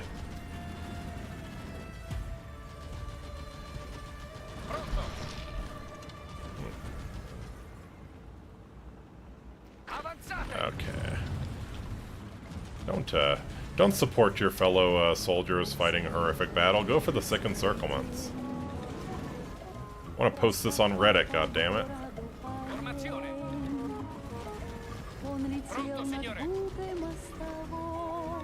Alright, here we go. Oh yeah, we'll have to do a little bit of work there. Appleade? Oh no. Alright, well. We're removing the blight of Pony Australia from the world. I think once again. Fall of Sunset. The last of the New Marylander defenders surrendered on the steps of the Opera House, so huh. The Guardian flag now flies from the top of the bridge's archway, letting all know who controls the city. This music is way too chill for the destruction that is occurring. That's part of the fun of HoI4. Every once in a while you get a really inappropriate music track.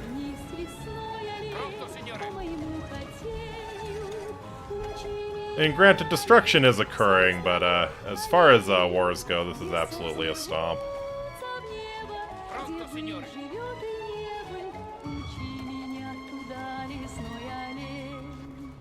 567. Oh wow, yeah. The changelings are really kind of they're definitely out trading the Equestrians. That's for sure.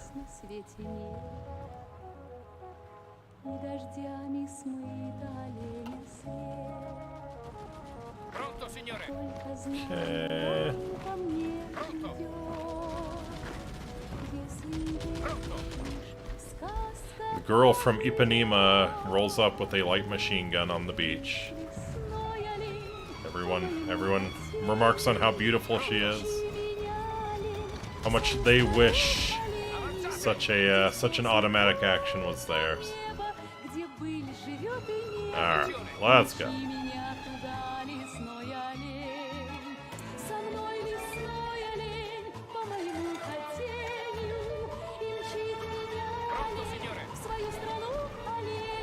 Alright, let's see if we can kill them before the song ends. Alright.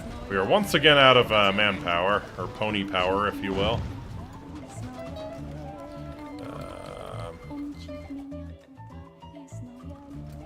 Alright, wonder if they'll surrender before we get this northern island here. Probably not. Let's see, what are you...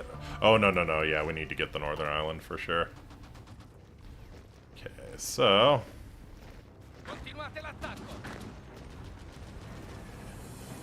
Yeah.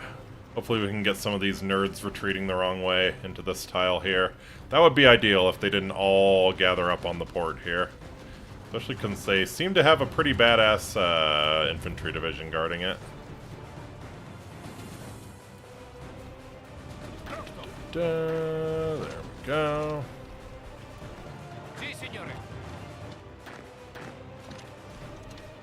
Nice. Yeah, we got some to retreat the wrong way. Well, wrong way for them, right way for us.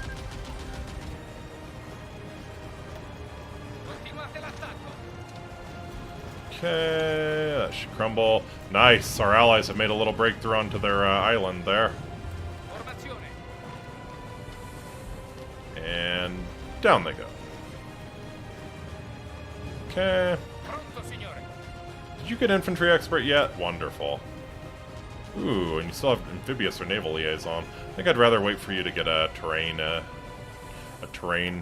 trait. Alright.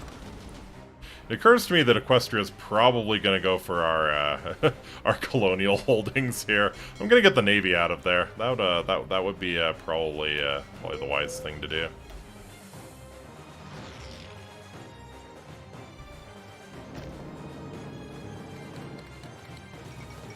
Fall of the Crystal City!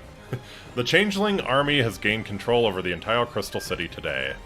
Briefly, Sombra's former slaves had tasted freedom. Ha. The fight for this huge megalopolis was long. 1,000 years ago, King Sombra forcibly moved almost the entire population of the Crystal Empire into the capital, making it one of the largest cities in the world, which it still is today. However, the defenders couldn't withstand the overwhelming forces of the enemy. Street after street and house after house, Changeling fought on until they finally reached the towering Crystal Castle in the center of the city. The white Changeling flag is now waving on top of it. Soon, all of the resistance in the city will be... County of Piedmont seeks closer ties. Okay. Becomes nominal vassal of Kingdom of Wingbardy. Let's go. Happy Independence Day to everyone east of the Mississippi. Yeah, thanks, Doc. Time for me to get going in my corner of the country. Yep, happy Independence Day. Thanks for dropping in. Yep. It's a great victory for Changeling Queendom. How much longer will the Crystal Ponies fight on? Not at all. They just capitulated.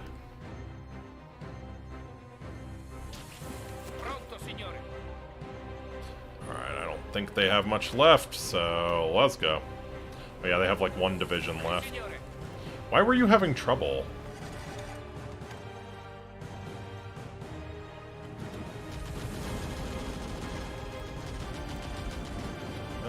They'll actually probably capitulate after New Manhattan. Oh yeah, oh yeah. Click button to capitulate New Maryland. Later, Duce, I mean Graffiti. Thank you, thank you.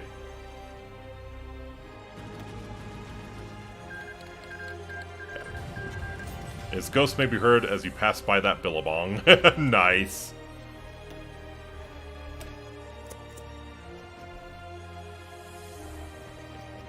Canberra? Shouldn't that be the proper capital?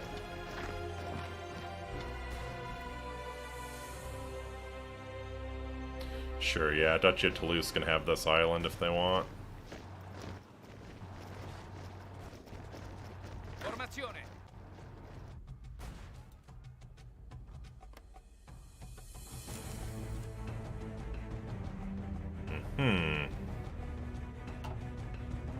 Do we have a coring mechanic? No, it doesn't look like it. Bummer.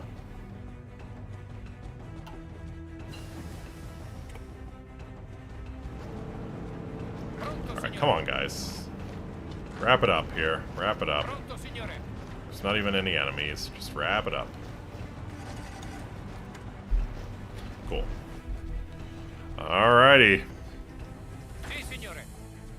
So now all that remains is to prepare for Equestria's inevitable revenge. Avanzate.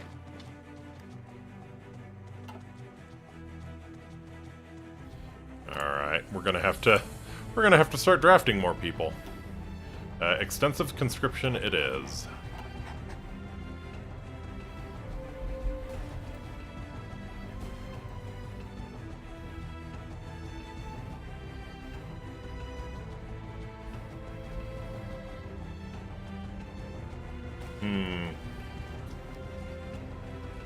Yeah, it's interesting. There really doesn't seem like the layout of the supply hubs is such that there's not really a good place for the changelings to run out of supplies, right? Normally in HoI4, that's what stops like a German invasion of the Soviets. Is they will get to some rough country and they'll run out of supplies. That usually happens after they push past Moscow. Like it just turns into a wasteland there. Not seeing that. Not seeing that at any point in Equestria, so kind of interesting.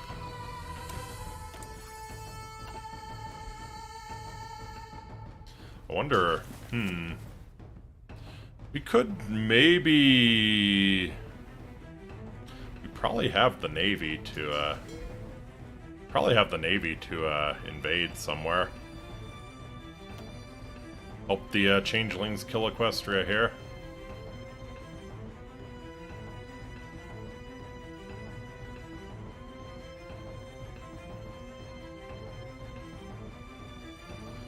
Chiefdom, yeah, the Crystal Empire, New Maryland's gone, Puerto Caballo, sure.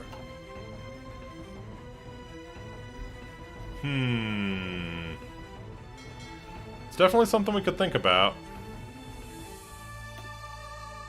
But I think we'll have to think about it next time. I don't know if I'll come back to this. This is I mean, I'm not surprised, but this is a pretty amazing mod. As I've said over and over and over again, the amount of work that people put into pony stuff is always a little disturbing, but impressive all the same. So that's Equestria at War. I would suggest checking it out, even if you're not a fan of the source content. It's a very, very well made HoI4 mod. So yeah, nicely done, nicely done. Everyone on that gigantic studio-sized team that worked on this. I don't know, they listed them as contributors, so like who knows how much they actually contributed. But yeah, they had several hundred of them, it looked like. Anyways, that's gonna do it for me tonight. I will be back again on Friday. Probably playing some Death's Door. Yeah, I think so. So yeah, enjoy your Independence Day if you're in the U.S. Have a lot of fun. I'm gonna be working my ass off. It's the busiest day of the year, so I need to get some rest and prepare for that, both mentally and physically. Whew. Yeah, this was fun. It's always I enjoy a good HoI4 stream for sure. Yeah, that'll do it. So I'll be back again on Friday. Hope to see you then. Yeah, I think I'm just repeating myself at this point. So until next time, I'm Iki. I bid you walate. Take very, very good care of yourselves. I'll see y'all again real soon. Later!